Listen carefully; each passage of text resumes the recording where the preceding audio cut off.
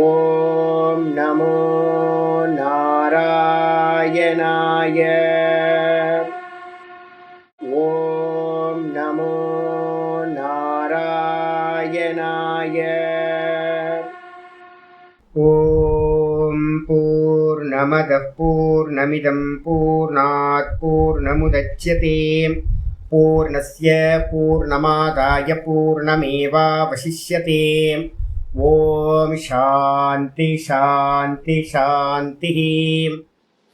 நம்ம பார்த்துக்கிட்டு இருக்கிறது விஷ்ணு சகஸ்ரநாமத்தில் 58வது ஸ்லோகம் பார்த்துட்டு இருக்கோம். இந்த 8 ஸ்லோகங்களையும் வாசிச்சிடலாம். 50லேருந்து 58 வரைக்கும் வாசிக்கலாம். ஸ்வாபனஸ்வவசோ வியாபி நைகாத்மா நைக கர்ம கிருத் வத்சரோ வத்சலோ வத்ஸே ரத்னகர்போ தனீஸ்வரः தர்மகுப்தர்மகிருத்தர்மி சதசக்ஷரமக்ஷரம் அவிஜ்ஞாதா சஹஸ்ராம்சுர் விதாதா கிருதலக்ஷணः கபஸ்திநேமி சத்வஸ்தः சிம்ஹோ பூதமஹேஸ்வரः ஆதிதேவோ மகாதேவோ தேவேஷோ தேவவ்ருத்குருः உத்தரோ கோபதிர்கோப்தா ஞானகம்யः புராதனः ஷரீரபூதபிருத்போக்தா கபீந்திரோ பூரி தக்ஷிணः சோமபோமிருதபः சோமः புருஜித் புருஷத்தமः வினயோ ஜயः சத்யசந்தோ தாசார்கः சாத்வதாம் பதிः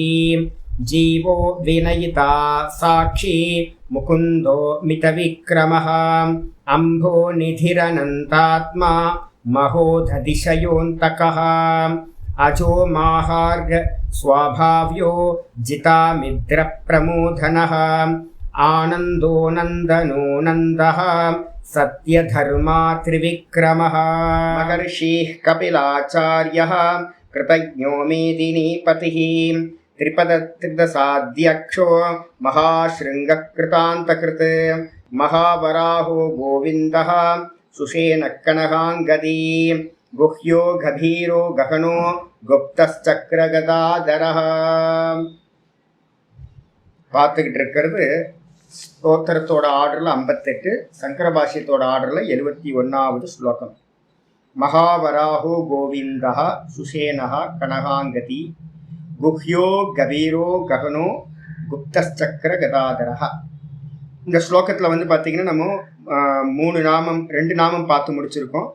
538வது நாமம் மகாவராக. பெரிய வராகமூர்த்தியா ஆனதுனால அவருக்கு பேர் வந்து மகாவராக. கூடவே வந்து பார்த்திங்கன்னா பூஜிக்க தகுந்த அப்படின்னு அர்த்தத்தை எடுத்துக்கிட்டோன்னா பூஜிக்க தகுந்த வராக ரூபமாக அவதாரம் செய்தவர். அதனால அவருக்கு பேர் மகாவராகன்னு பேர். இது வந்து அவதாரத்தில் சேர்த்துக்கணும். அவதாரம் எல்லா அவதாரங்களையும் எதில் சேர்க்கணும் அப்படின்னு கேட்டிங்கன்னா, ஹிரண்ய கர்ப்பர் தான் விராட் ரூபத்தில் அவதாரமாக வர. ஹிரண்ய கர்ப்பர் சங்கல்பம் பண்ணுறார். ஹிரண்ய கர்ப்பர் சங்கல்பம் பண்ணி விஷ்ணு வந்து பார்த்தீங்கன்னா சங்கல்பம் பண்ணி விராட் ரூபத்தில் ஏதாவது ஒரு ஃபார்ம் எடுத்துக்கிறார். விஸ்வரூபத்துக்குள்ளார அது வந்துடும் எல்லாமே. அதுக்கு அடுத்தது கோவிந்தகா அப்படின்னும் போது 539வது நாமம் கோவிந்தகா. ரொம்ப ஸ்பெஷலான நாமம் கோவிந்த சப்தம். கோவிந்த சப்தத்துக்கு வந்து பார்த்தீங்கன்னா பிரம்மத்தையே சுத்த பிரம்மத்தையே அர்த்தம் பண்ண முடியும். எல்லாம் இந்த மொத்த ஜகத்தும் ஜீவ ஜகத்தும் வந்து பார்த்தீங்கன்னா லயமாகிற இடத்துக்கு பேர் வந்து பார்த்தீங்கன்னா கோவிந்தகான்னு பேர். இதை தான் நாங்கள் வந்து பார்த்தீங்கன்னா அதிகமாக பிரார்த்தனை பண்ணும்போது எங்கெல்லாம் கோவிந்த சப்தம் கேட்குதோ அங்கெல்லாம் எங்கள் ஆச்சாரியார்கள் குருநாதர்கள் சொல்லி கொடுத்தது இதுதான் ரொம்ப ஸ்பெஷல். இந்த மொத்த ஜெகத்தும் வந்து பார்த்தீங்கன்னா எங்கே லயமாகும் அப்படின்னு கேட்டிங்கன்னா இந்த ஆத்ம தத்துவத்தில் போய் லயமாகும். இந்த ஆத்ம தத்துவத்துக்கு பேர் கோவிந்தன் அப்படின்னு எடுத்துக்கிறார். அது இல்லாமல் வந்து பார்த்தீங்கன்னா கோன்ற சப்தத்துக்கு அர்த்தம் வந்து இந்திரியங்களையும் குறிக்கும். கோன்ற சப்தம் வந்து பார்த்தீங்கன்னா இந்த வாக்கையும் குறிக்கும். சப்தங்கள் இந்த எல்லா வாக்கும் லயமடைகிற இடம், இந்திரியங்கள் எல்லாம் லயமடைகிற இடம். அப்போ என்ன பண்ணலாம், நம்ம தூக்கத்தில் போய் பிராணனில் போய் லயமாகுது. அப்போ ஈஸ்வரனுக்கு பேரும் கூட வந்து பார்த்தீங்கன்னா என்னது, பிராணரூபியா தூக்கத்தில் இருக்கிற ஈஸ்வரனுக்கு பேரும் கோவிந்தன் பேர். சுத்த நிர்குணத்துக்கும் என்னது சதைவ சுவாமி எதமக்ராசித் ஏகமேவ அத்விதீயம்னு சாஸ்திரம் சொல்லுது. அப்போ சுத்த பிரம்மத்தையும் எடுத்துக்க முடியும் கோவிந்தனுக்கு, ஈஸ்வரனையும் எடுத்துக்க முடியும் கோவிந்தனுக்கு. அதுக்கு அடுத்தது வந்து பார்த்தீங்கன்னா வாக்கு, இந்த கோன்றதுக்கு அர்த்தம் வாக்கை குறிக்கிறது. வாக்கினால் விந்தத்தின்றதுக்கு அர்த்தம் லய அர்த்தம் எடுக்காம அறியப்படுகின்ற அர்த்தம் எடுத்தோம் அப்படின்னா வாக்கினால் அறியப்படுகின்றவராய் இருக்கார் பகவான். வேத வாக்குனால அறியப்படுறது. நம்ம வந்து பார்த்தீங்கன்னா சகுன ஈஸ்வரன் என்ன பண்றோம், புராணங்கள் மூலமா இதிகாசங்கள் மூலமா நம்ம தெரிஞ்சுக்கிறோம். அதே நிர்குணத்தை வந்து தெரிஞ்சுக்கும் போது என்ன பண்றோம், மகா வாக்கியங்கள் மூலமா தத்துவமசி, அகம் பிரம்மாஸ்மி, பிரஜானம் பிரம்ம, அயமாத்மா பிரம்மன்னு சொல்லக்கூடிய மகா வாக்கியங்கள் மூலமா நிர்குணத்தை அறியறோம். அப்ப சகுனத்தையும் நிர்குணத்தையும் நம்ம எதனால அறியறோம் அப்படின்னா குருநாதர்களோட வாக்கு மூலமா அறியறோம்.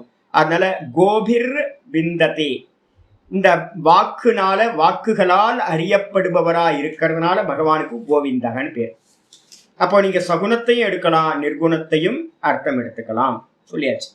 இதுக்கப்புறம் வந்து 540வது நாமம் இன்னைக்கு பாட்டம் ஆரம்பிக்குது.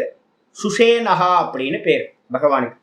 சுஷேனகனா என்ன அர்த்தம், சோபனா சேனா கணாத்மிகா யஸ்ய இதி சுஷேனகா, நல்ல சேனைகளை உடையவர். சுஷேனன்றதுக்கு அர்த்தம் நல்ல சிறந்த சேனைகளை, பெஸ்ட்.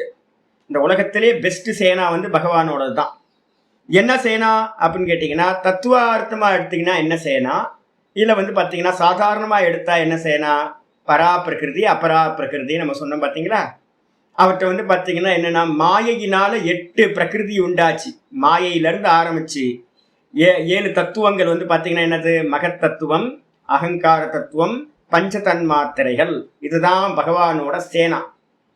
பகவான் வந்து சுத்த பிரம்மமா இருக்கார். அவருக்கு வந்து பார்த்தீங்கன்னா 8 தத்துவங்கள் அவ்வியக்தத்திலிருந்து ஆரம்பிச்சு மொத்தம் 8 தத்துவங்கள் வந்து அவருடைய சேனையா இருக்கு. இந்த மொத்த பிரபஞ்சத்தையும் இந்த 8 தத்துவத்தை வச்சுதான் என்ன பண்றார், கிரியேட் பண்றார். அப்ப இதெல்லாம் சேனா, சுஷேனா அப்படின்னு பேர். சுஷேனகான்னு பகவானுக்கு பேர். ஆச்சாரியர் என்ன சொல்றாரு அப்படின்னா சோபனா சேனா, ரொம்ப மங்களமான சேனா. சோபனம்னா மங்களம், மங்களமான சேனையை உடையவர். ட்ரூப்ஸ் வந்து பார்த்தீங்கன்னா ரொம்ப மங்களம். கணாத்மிகா அப்படின்னா ஒரு பெரிய கூட்டம். கணம்னு என்ன அர்த்தம், ஒரு பெரிய சேனா கூட்டம் வந்து இருந்துச்சு. அந்த சேனா கூட்டத்தை யஸ்ய இதி, இந்த பகவான் இடத்துல இருந்ததுனால பகவானுக்கு பேர் வந்து சுஷேனகா அப்படின்னு பேர். இதுல ஒரு பெரிய தாற்பயம் இல்லை, கிருஷ்ணரோட படைப்பிரிவே எடுத்துக்கலாம். யாதவர்களோட அந்த சேனாவை நம்ம எடுத்துக்கொள்ளலாம். ஸ்தூலமா எடுத்தா. சூக்ஷ்மமா எடுத்தோம்னா என்ன அர்த்தம், 8 தத்துவங்கள் அபரா பிரகிருதி தான் பகவானோட சேனா. ஏன் அபரா பிரகிருதின்னு சொல்றீங்க சுவாமின்னா, ஒவ்வொருத்தரும் தேவதைகளா வந்து பார்த்தீங்க அப்படின்னா சாஸ்திரங்கள் வந்து புராணங்கள்லாம் இந்த அவ்வியக்தத்தை வந்து ஒய்ஃபா சொல்லும். அதுக்கப்புறம் மகத்தத்துவத்தை வந்து பார்த்தீங்கன்னா ஒரு தத்துவமா ஒரு இதா சொல்லும். வேற மகத்தத்துவம் யாரு, விஷ்ணு பகவான். அதுக்கப்புறம் அகங்கார தத்துவம் யாருன்னா பிரம்மா. அதுக்கப்புறம் பஞ்ச தன்மாத்திரைகள் யாரு அப்படின்னா தேவதைகள், 5 முக்கியமான தேவதைகள் அப்படின்னு வர்ணனை பண்ணும்போது வந்து உங்களுக்கு தத்துவமாகவும் பார்க்கலாம், அதை வந்து ஒரு சேனா மாதிரியும் நம்மளால பார்த்துக்க முடியும். இதுக்கப்புறம் 541வது நாமம் கனகாங்கதி அப்படின்னு பேர். கனகாங்கதினா என்ன அர்த்தம் அப்படின்னு கேட்டிங்கன்னா கணக்கன்றதுக்கு அர்த்தம் வந்து பார்த்தீங்க அப்படின்னா என்ன பண்ணணும், சொர்ணத்துக்கு பேர் வந்து கணக்க, தங்கம். தங்கத்தால் ஆன அங்கதி, அங்கதின்றதுக்கு அர்த்தம் அங்க இதை வந்து பார்த்தீங்கன்னா அங்கதம் அப்படின்றது இந்த ஷோல்டர்ல போடக்கூடிய ஒரு காப்பு மாதிரி இருக்கும். கிருஷ்ணனோட இதை வந்து பார்த்தீங்கன்னா அழகா கிருஷ்ணனுக்கு வந்து எல்லா போட்டோலையும் கிருஷ்ணருக்கு இந்த இடத்துல போட்டிருக்காங்க. அந்த அங்கதத்தை உடையதுனால அவருக்கு பேரு கனகாங்கதி அப்படின்னு பேரு. விராட்டோட பேர்ல வந்துடும். அப்ப கனக்கமயானி அங்கதானி அஸ்ய இதி கனகாங்கதி. கனகமயமான அப்படின்னா சொர்ணமயமா தங்கத்தால் ஆன அங்கதங்களை வந்து பார்த்தீங்கன்னா உடையவராக பகவான் இருக்கிறதுனால, அஸ்ய இதி இவருக்கு இருக்கிறதுனால இவருக்கு பேர், பகவானுக்கு பேர் வந்து பார்த்தீங்கன்னா கனகாங்கதி அப்படின்னு பேர். இதுவும் ஸ்தூல ரூபத்துல விராட் ரூபத்துல இருக்கிற ஈஸ்வரனுக்கு பேர். இதுக்கு அடுத்தது 542 நிர்குணத்தை பத்தி பேச்சு வந்துடுது. நிர்குணத்துல பகவானுக்கு என்ன பேர் அப்படின்னா குஹ்யஹா அப்படின்னு பேர். குஹ்யனா என்ன அர்த்தம் அப்படின்னா ரகசியமானவர். ரகசியம்னா எப்படிப்பட்டவர் அப்படின்னா ஆச்சாரியர் சொல்றாரு, ரகசிய உபனிஷது வேத்யத்வாத். ரகசியமா இருக்கக்கூடிய உபனிஷதங்களால மட்டும்தான் குருநாதர் மூலமா விசாரம் பண்ணி அவருடைய சப்தங்கள் மூலமா உணர்த்தப்படுறதா இருக்கிறதுனால. சப்தம் ரகசியமா. யூடியூப்பை போட்டா எல்லாம் வந்துருதா, யூடியூப்பை போட்டா வந்து பார்த்தீங்க அப்படின்னா இப்போ என்னோட கிளாஸஸ் எல்லாம் வந்து பார்த்தீங்கன்னா இப்போ க்ஷேத்திரஜ்ய விபாக யோகத்தை வந்து பார்த்தீங்கன்னா பேசிக்கிட்டு இருக்கோம். அப்போ வந்து சுவாமியோட பரம்பாவம் அபரம்பாவத்தை வந்து பார்த்தீங்கன்னா பிரித்து 7வது சாப்டர்லேருந்து 12வது சாப்டர் வரைக்கும் சொல்லியாச்சு. அதுக்கப்புறம் மாண்டூக்கிய உபனிஷத் வரைக்கும் வந்து பார்த்தீங்கன்னா நல்ல முறையில் நிறைய வீடியோஸாக சொல்லியாச்சு. அப்போ கேட்டால் வந்து பார்த்தீங்கன்னா ரகசியமாக யூடியூப்பில் போட்டால் ஏதாவது ரகசியமாக இருக்குமா? அப்போ யூடியூப்பில் போட்டால் ரகசியம் இருக்காது. நான் ஏற்கனவே யோக சூத்திரம் படித்து கொடுக்கும்போது வந்து பார்த்தீங்கன்னா ஒன்று சொல்லியிருக்கேன். என்ன அப்படின்னு கேட்டிங்கன்னா, சப்தம், அர்த்தம், ஞானம். எப்போவுமே வந்து பார்த்தீங்கன்னா இந்த 3 பிரிவினையை நம்ம பிரித்து அறிஞ்சுக்கணும். சப்தம் இந்த புஸ்தகத்தில் இருக்குது, குருநாதர் வாக்குலேருந்து வருது. இதை கிரகணம் பண்ணுறோம் நம்ம வந்து காது மூலமாக சப்தங்களை கிரகணம் பண்ணுறோம். இந்த சப்தத்துக்கு இந்த அர்த்தம், இந்த சப்தத்துக்கு இந்த அர்த்தம். ஆத்மான்ற சப்தத்துக்கு வந்து பார்த்தீங்கன்னா அர்த்தம் இது, பிரம்மன்ற சப்தத்துக்கு இது அர்த்தம். பிரம்மத்தோட சுபாவம் என்னன்னு பார்த்துருக்கோம் கீதால. அப்போ என்ன? அக்ஷரம் பிரம்ம பரமம் சுபாவம் அத்தியாத்மம் உச்சியதே. இந்த பிரம்மத்தோட சுபாவம் எது அப்படின்னு கேட்டிங்கன்னா, இந்த ஹிருதயத்தில் எல்லாத்தோட ஹிருதயத்திலையும் நானா இருக்கிறது. அகமாத்மா என்னது? நான் தான் வந்து பார்த்தீங்கன்னா சர்வபூத்தங்கள்லையும் நான் தான் ஆத்மாவாக இருக்கேன். 10:20 வந்து பார்த்தீங்கன்னா சொல்லும்போது சொல்கிறேன், அகமாத்மா குடாகேஷக, நான் தான் ஆத்மாவாக இருக்கேன். அப்போ நமக்கு வந்து பார்த்தீங்கன்னா இவ்வளோ படித்ததுக்கு பிறகு எப்போ பிரம்மம் அப்படின்னு ஒரு சப்தம் கேட்ட மாத்திரத்தில் நான் தான் அப்படின்னு உங்களுக்கு தோணுச்சு அப்படின்னா உங்களுக்கு ஞானம் என்னவாயிருக்கு? பலித்தமாயிருக்கு, ஞானம் இருக்குன்னு அர்த்தம். பிரம்மம்னு சொன்ன மாத்திரத்தில் நான் அப்படின்ற எண்ணம் வராமல் பிரம்மம்னு சொன்ன மாத்திரத்தில் ஏதோ சொல்கிறாரு அப்படின்னு நீங்கள் ஆப்ஜெக்ட் பண்ணீங்கன்னா அப்போ உங்களுக்கு சப்தம் அர்த்தம் ஆயிருக்கு, இன்னும் ஞானம் வரலை.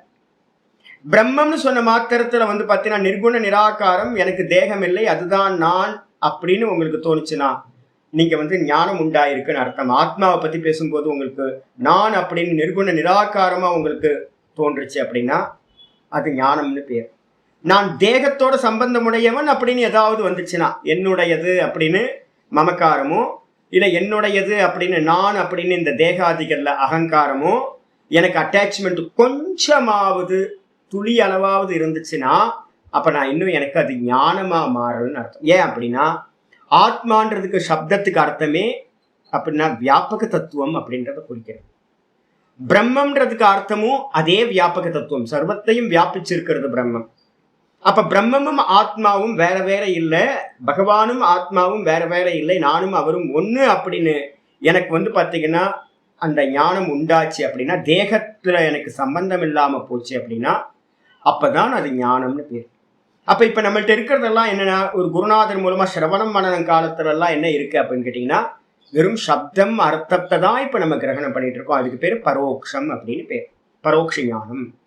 அபரோக்ஷ அனுபூதி நடக்கும் போதுதான் நான் சொல்றது நடக்கும். வாஸ்தவத்துல ஞானம் அதுதான் ஆயிடுச்சா. அப்ப அதனால வந்து பாத்தீங்கன்னா இந்த ரகசியம் வந்து எங்க அறியப்படும், அனுபூதி எங்க நடக்கும் சுவாமி அப்படின்னு யாராவது கேட்டாங்கன்னா பிரம்மபுரம், இந்த ஹிருதயம். இந்த ஹிருதயத்துக்கு பேர் பிரம்மபுரம். நானும் அவனும் ஒன்று அப்படின்ற அறிவு வந்து எங்க உண்டாகும் அப்படின்னா ஹிருதயத்துல உண்டாகும். முதல் லேயர் நம்மளுடைய தத்துவத்துல வந்து பாத்தீங்கன்னா முதல் லேயர் என்னன்னா, ஹிருதயத்துல வந்து 5 லேயர்ஸ் இருக்கு.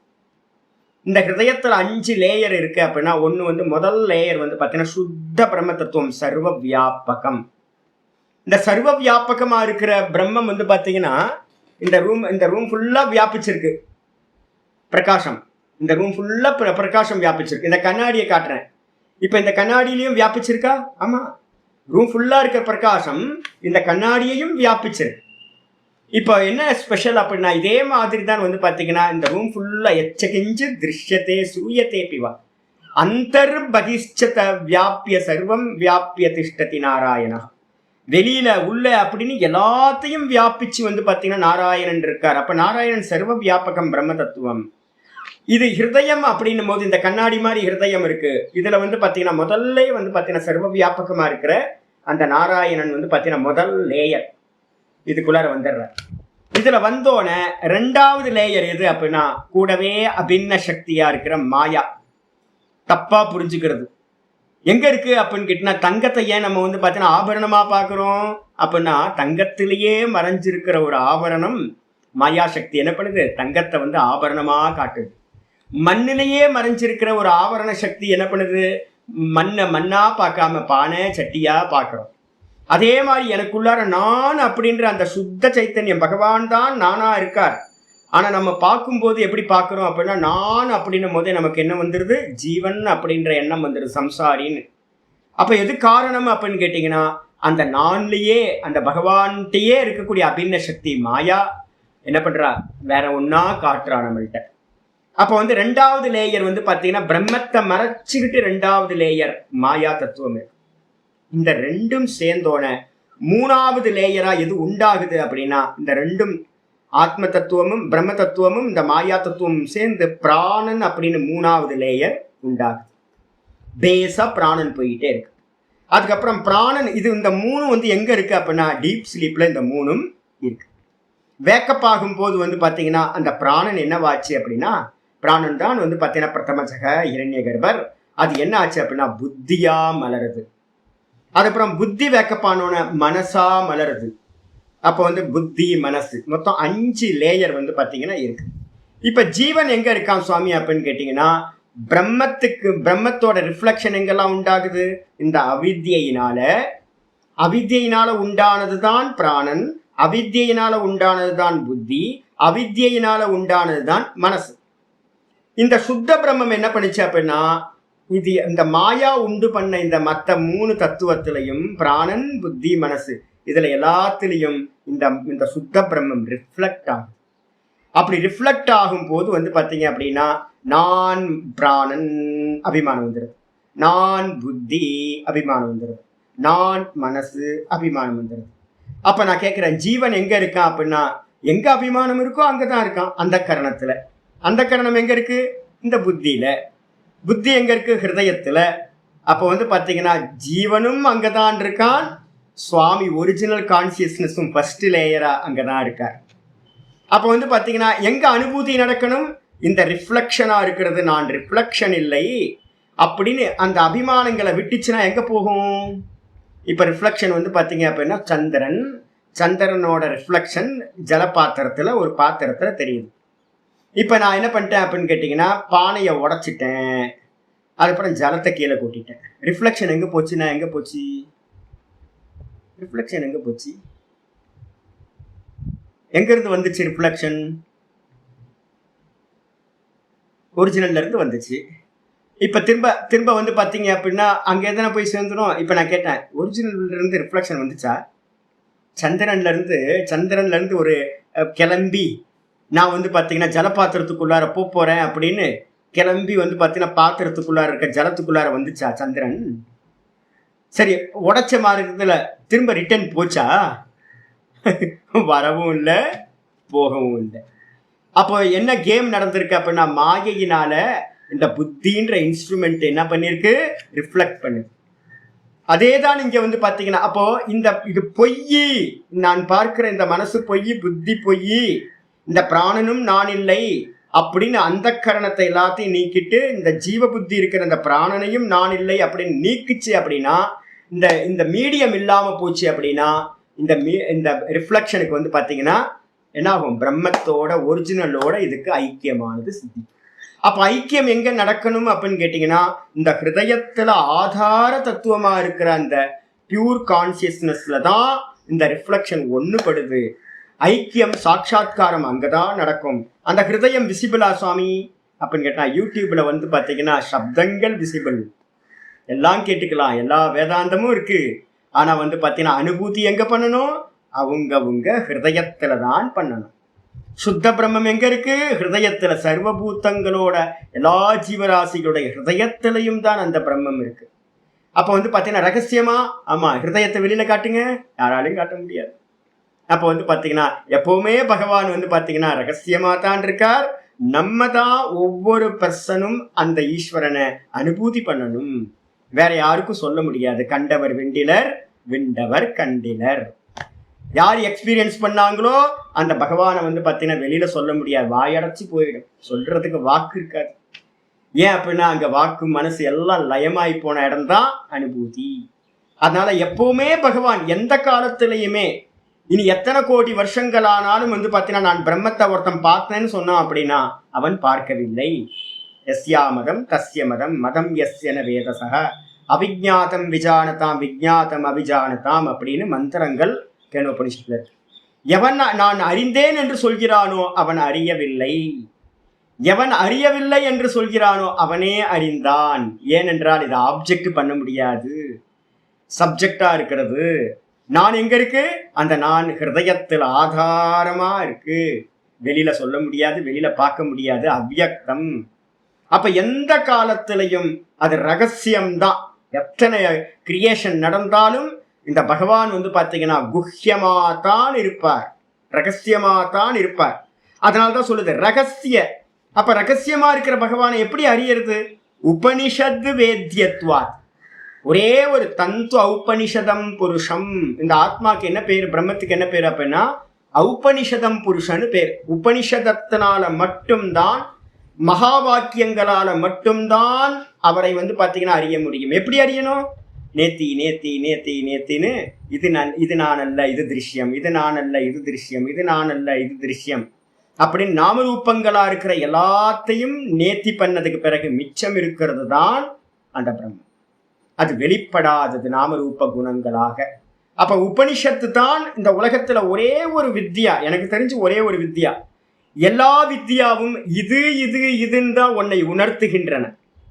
எந்த எஜுகேஷன் நடக்கணும்னாலும் ஆத்மாவை பத்தி எந்த ஆத்மாவுக்கு அந்நியமா இருக்கிற எல்லா எஜுகேஷனும் உன்னை இது இது இதுன்னு சொல்லி சுட்டி காட்டி தான் நமக்கு பாத்தீங்கன்னா சொல்லுகின்றது இது இதுன்னு.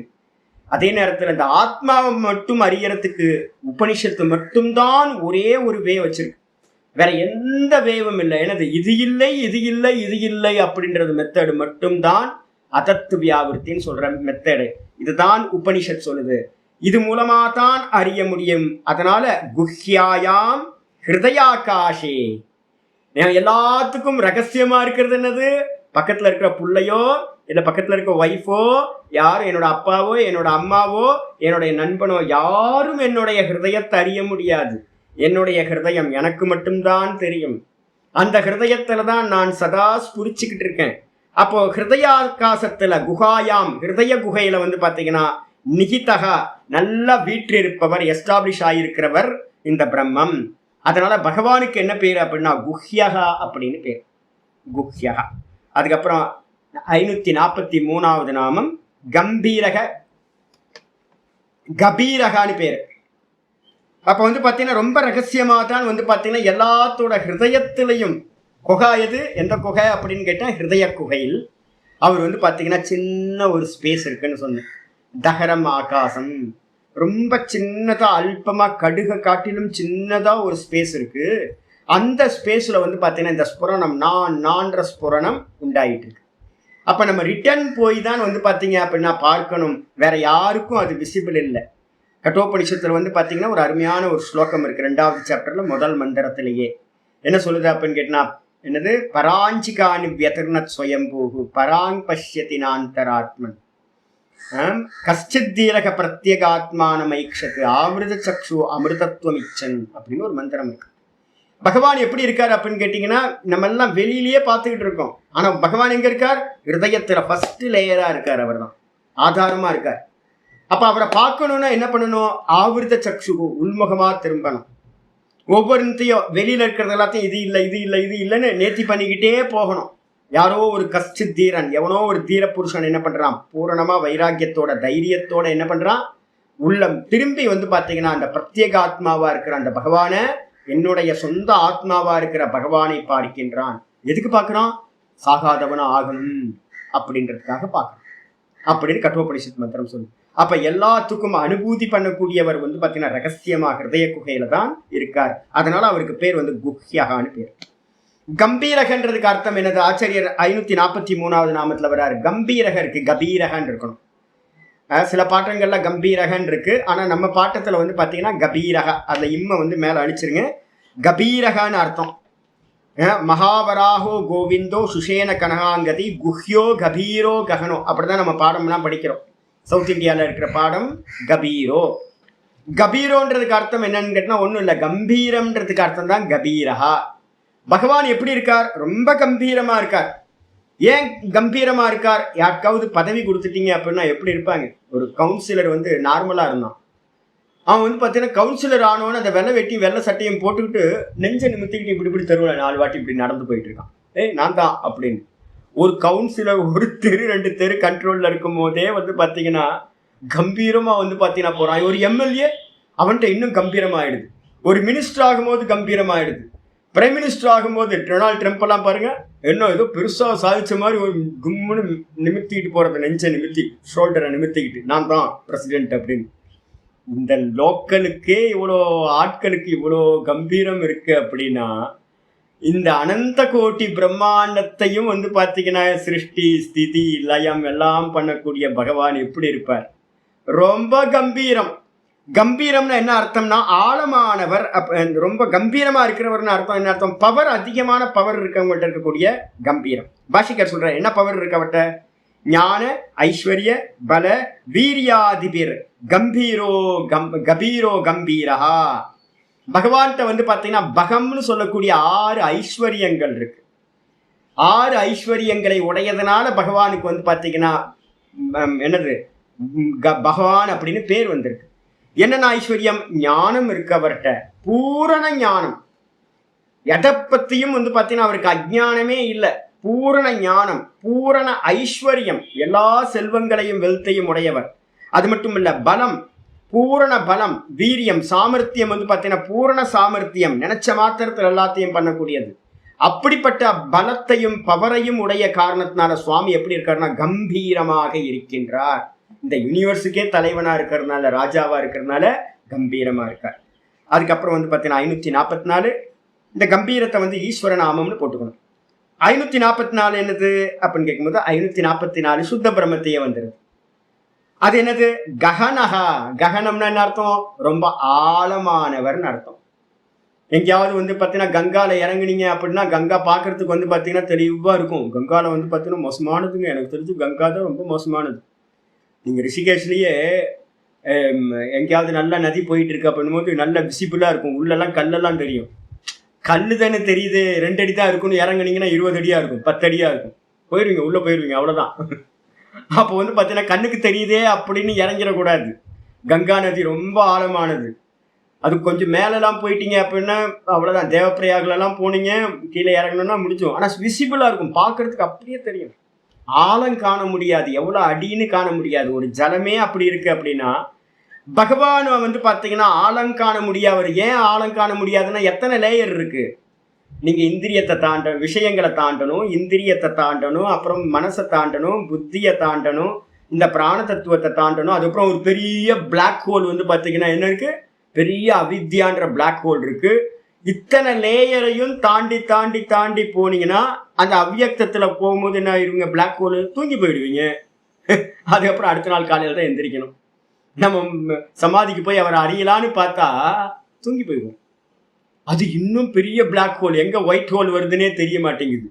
அப்போ அதையும் தாண்டி போனாதான் அக்ஷராத்து பரத்த பரக, அந்த அவ்வியக்தத்தை காட்டிலும், கண்ணுக்கு தெரியாத அக்ஷர தத்துவத்தை காட்டிலும் மிகப்பெரிய மேலானவர், அதுக்கும் மேலானவரா இருக்கிறார் அந்த அக்ஷர தத்துவம்.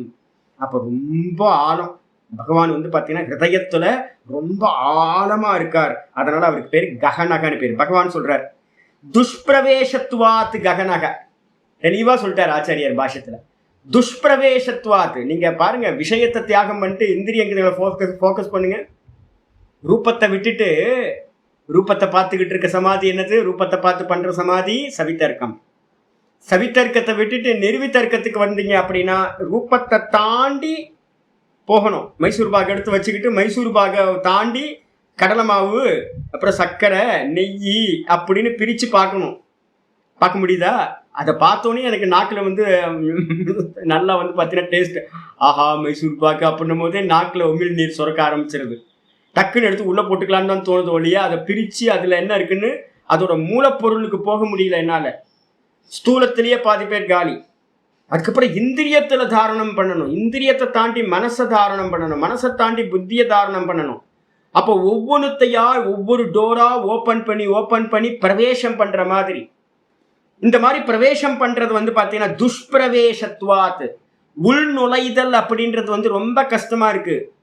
பஞ்ச கோஷங்கள் இருக்கு. பஞ்ச கோஷங்கள்னா என்ன அர்த்தம்? 5 லேயர்ஸ் வந்து பார்த்தீங்கன்னா மூடி வச்சிருக்கு பகவானை. 5 கவர்ஸ் இருக்கு. அது எல்லாத்தையும் கலட்டி ஒவ்வொன்றா உள்ள பிரவேசம் பண்ணணும். அது ரொம்ப கஷ்டமா இருக்கு. வைராக்கியம் அபியாசம் 2 தேவைப்படுது. குரு கிருப்பை தேவைப்படுது, சாஸ்திர கிருப்பை தேவைப்படுது. எல்லா கிருப்பையும் இருந்தாலும் இந்த ஆத்ம கிருப்பை யாருக்கும் வரமாட்டேங்குது. நான் மோட்சம் அடையணுன்ற எண்ணம் யாருக்கும் வரமாட்டேங்குது. கூட பார்த்தீங்கன்னா குரு இருக்கார், சாஸ்திரம் கிடைக்குது, ஈஸ்வரன் அனுகூலமான சூழ்நிலையை கொடுத்துருக்கார்.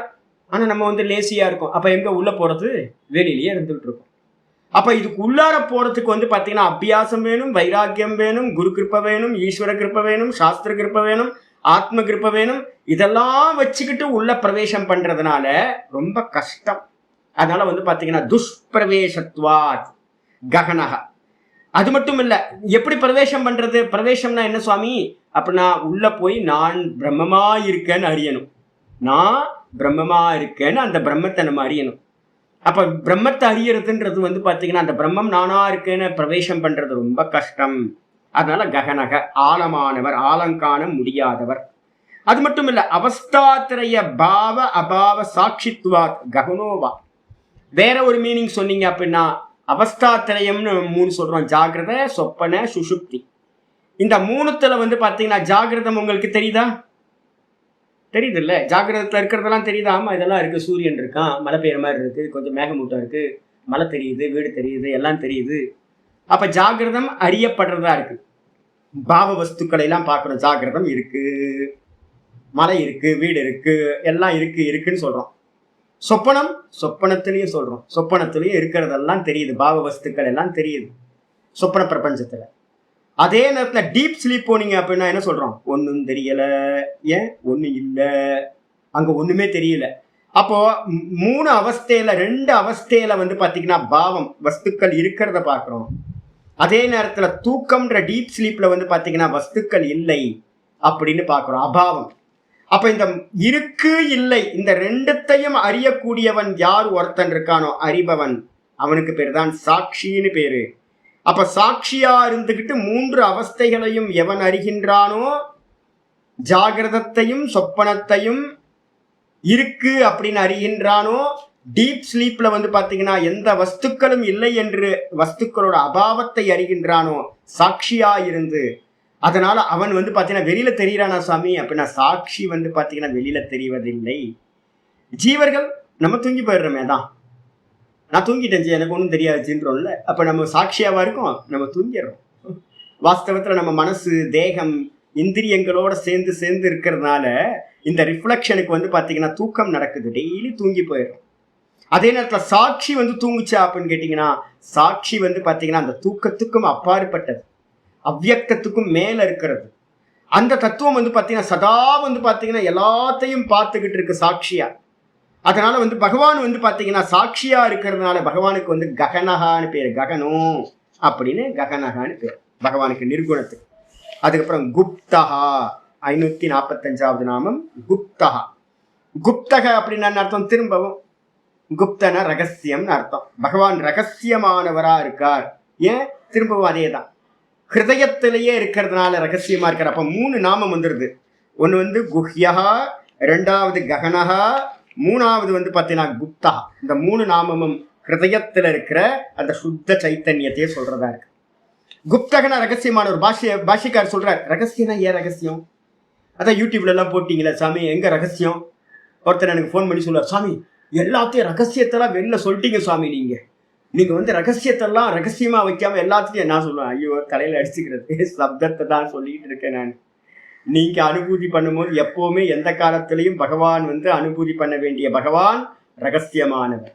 சப்தமும் அர்த்தமும் வேணா நம்ம எல்லாத்தையும் வெளியில சொல்லி கொடுக்கலாம். அனுபூதி பண்ண வேண்டியது பாத்தீங்கன்னா நீங்க உங்க ஹிருதயத்துல தான் பண்ணணும். அவர் எப்பவுமே ரகசியமானவர் தான். பாஷிகர் சொல்றார், ஏன் ரகசியம்? வாங் மனசோ அகோச்சரத்வாத், இந்த வாக்குக்கு எட்டாதவர். அனுபூதி பாத்தீங்க அப்படின்னா நீங்க தானே நேர்த்தி பண்ணி போகணும். நான் சொல்லி கொடுக்குறேன், இதெல்லாம் பொய், இதெல்லாம் பொய், இதெல்லாம் பொய்ன்னு தான் நான் சொல்லி கொடுக்குறேன். சத்தியம்னு ஒண்ணு இருக்கு, இதெல்லாம் பொய் அப்படின்னு. இதை புரிஞ்சுக்கிட்டு நீங்க தான் இது பொய், இது பொய், இது பொய், இது பொய்ன்னு நீங்க தான் போய் எக்ஸ்பீரியன்ஸ் பண்ணணும். அந்த சுத்த தத்துவத்தை பாத்தீங்கன்னா வாக்கு சொல்ல முடியாது. யதா வாச்சோ நிவர்த்தந்தே அப்ராபியம் மனசாசகன் தைத்திரியம் ரொம்ப கிளியரா சொல்லுது. மனசால பாத்தீங்கன்னா ட்ரை பண்ணி போச்சான். இந்த இந்த சாந்தோக்கியத்தில் வந்து பார்த்தீங்கன்னா ஒரு பிரகடனம் வருது. சாந்தோக்கியத்தில் வந்து காயத்ரியோட மகிமையை பற்றி பேசும்போது காயத்ரி உபாசனத்தில் வருது.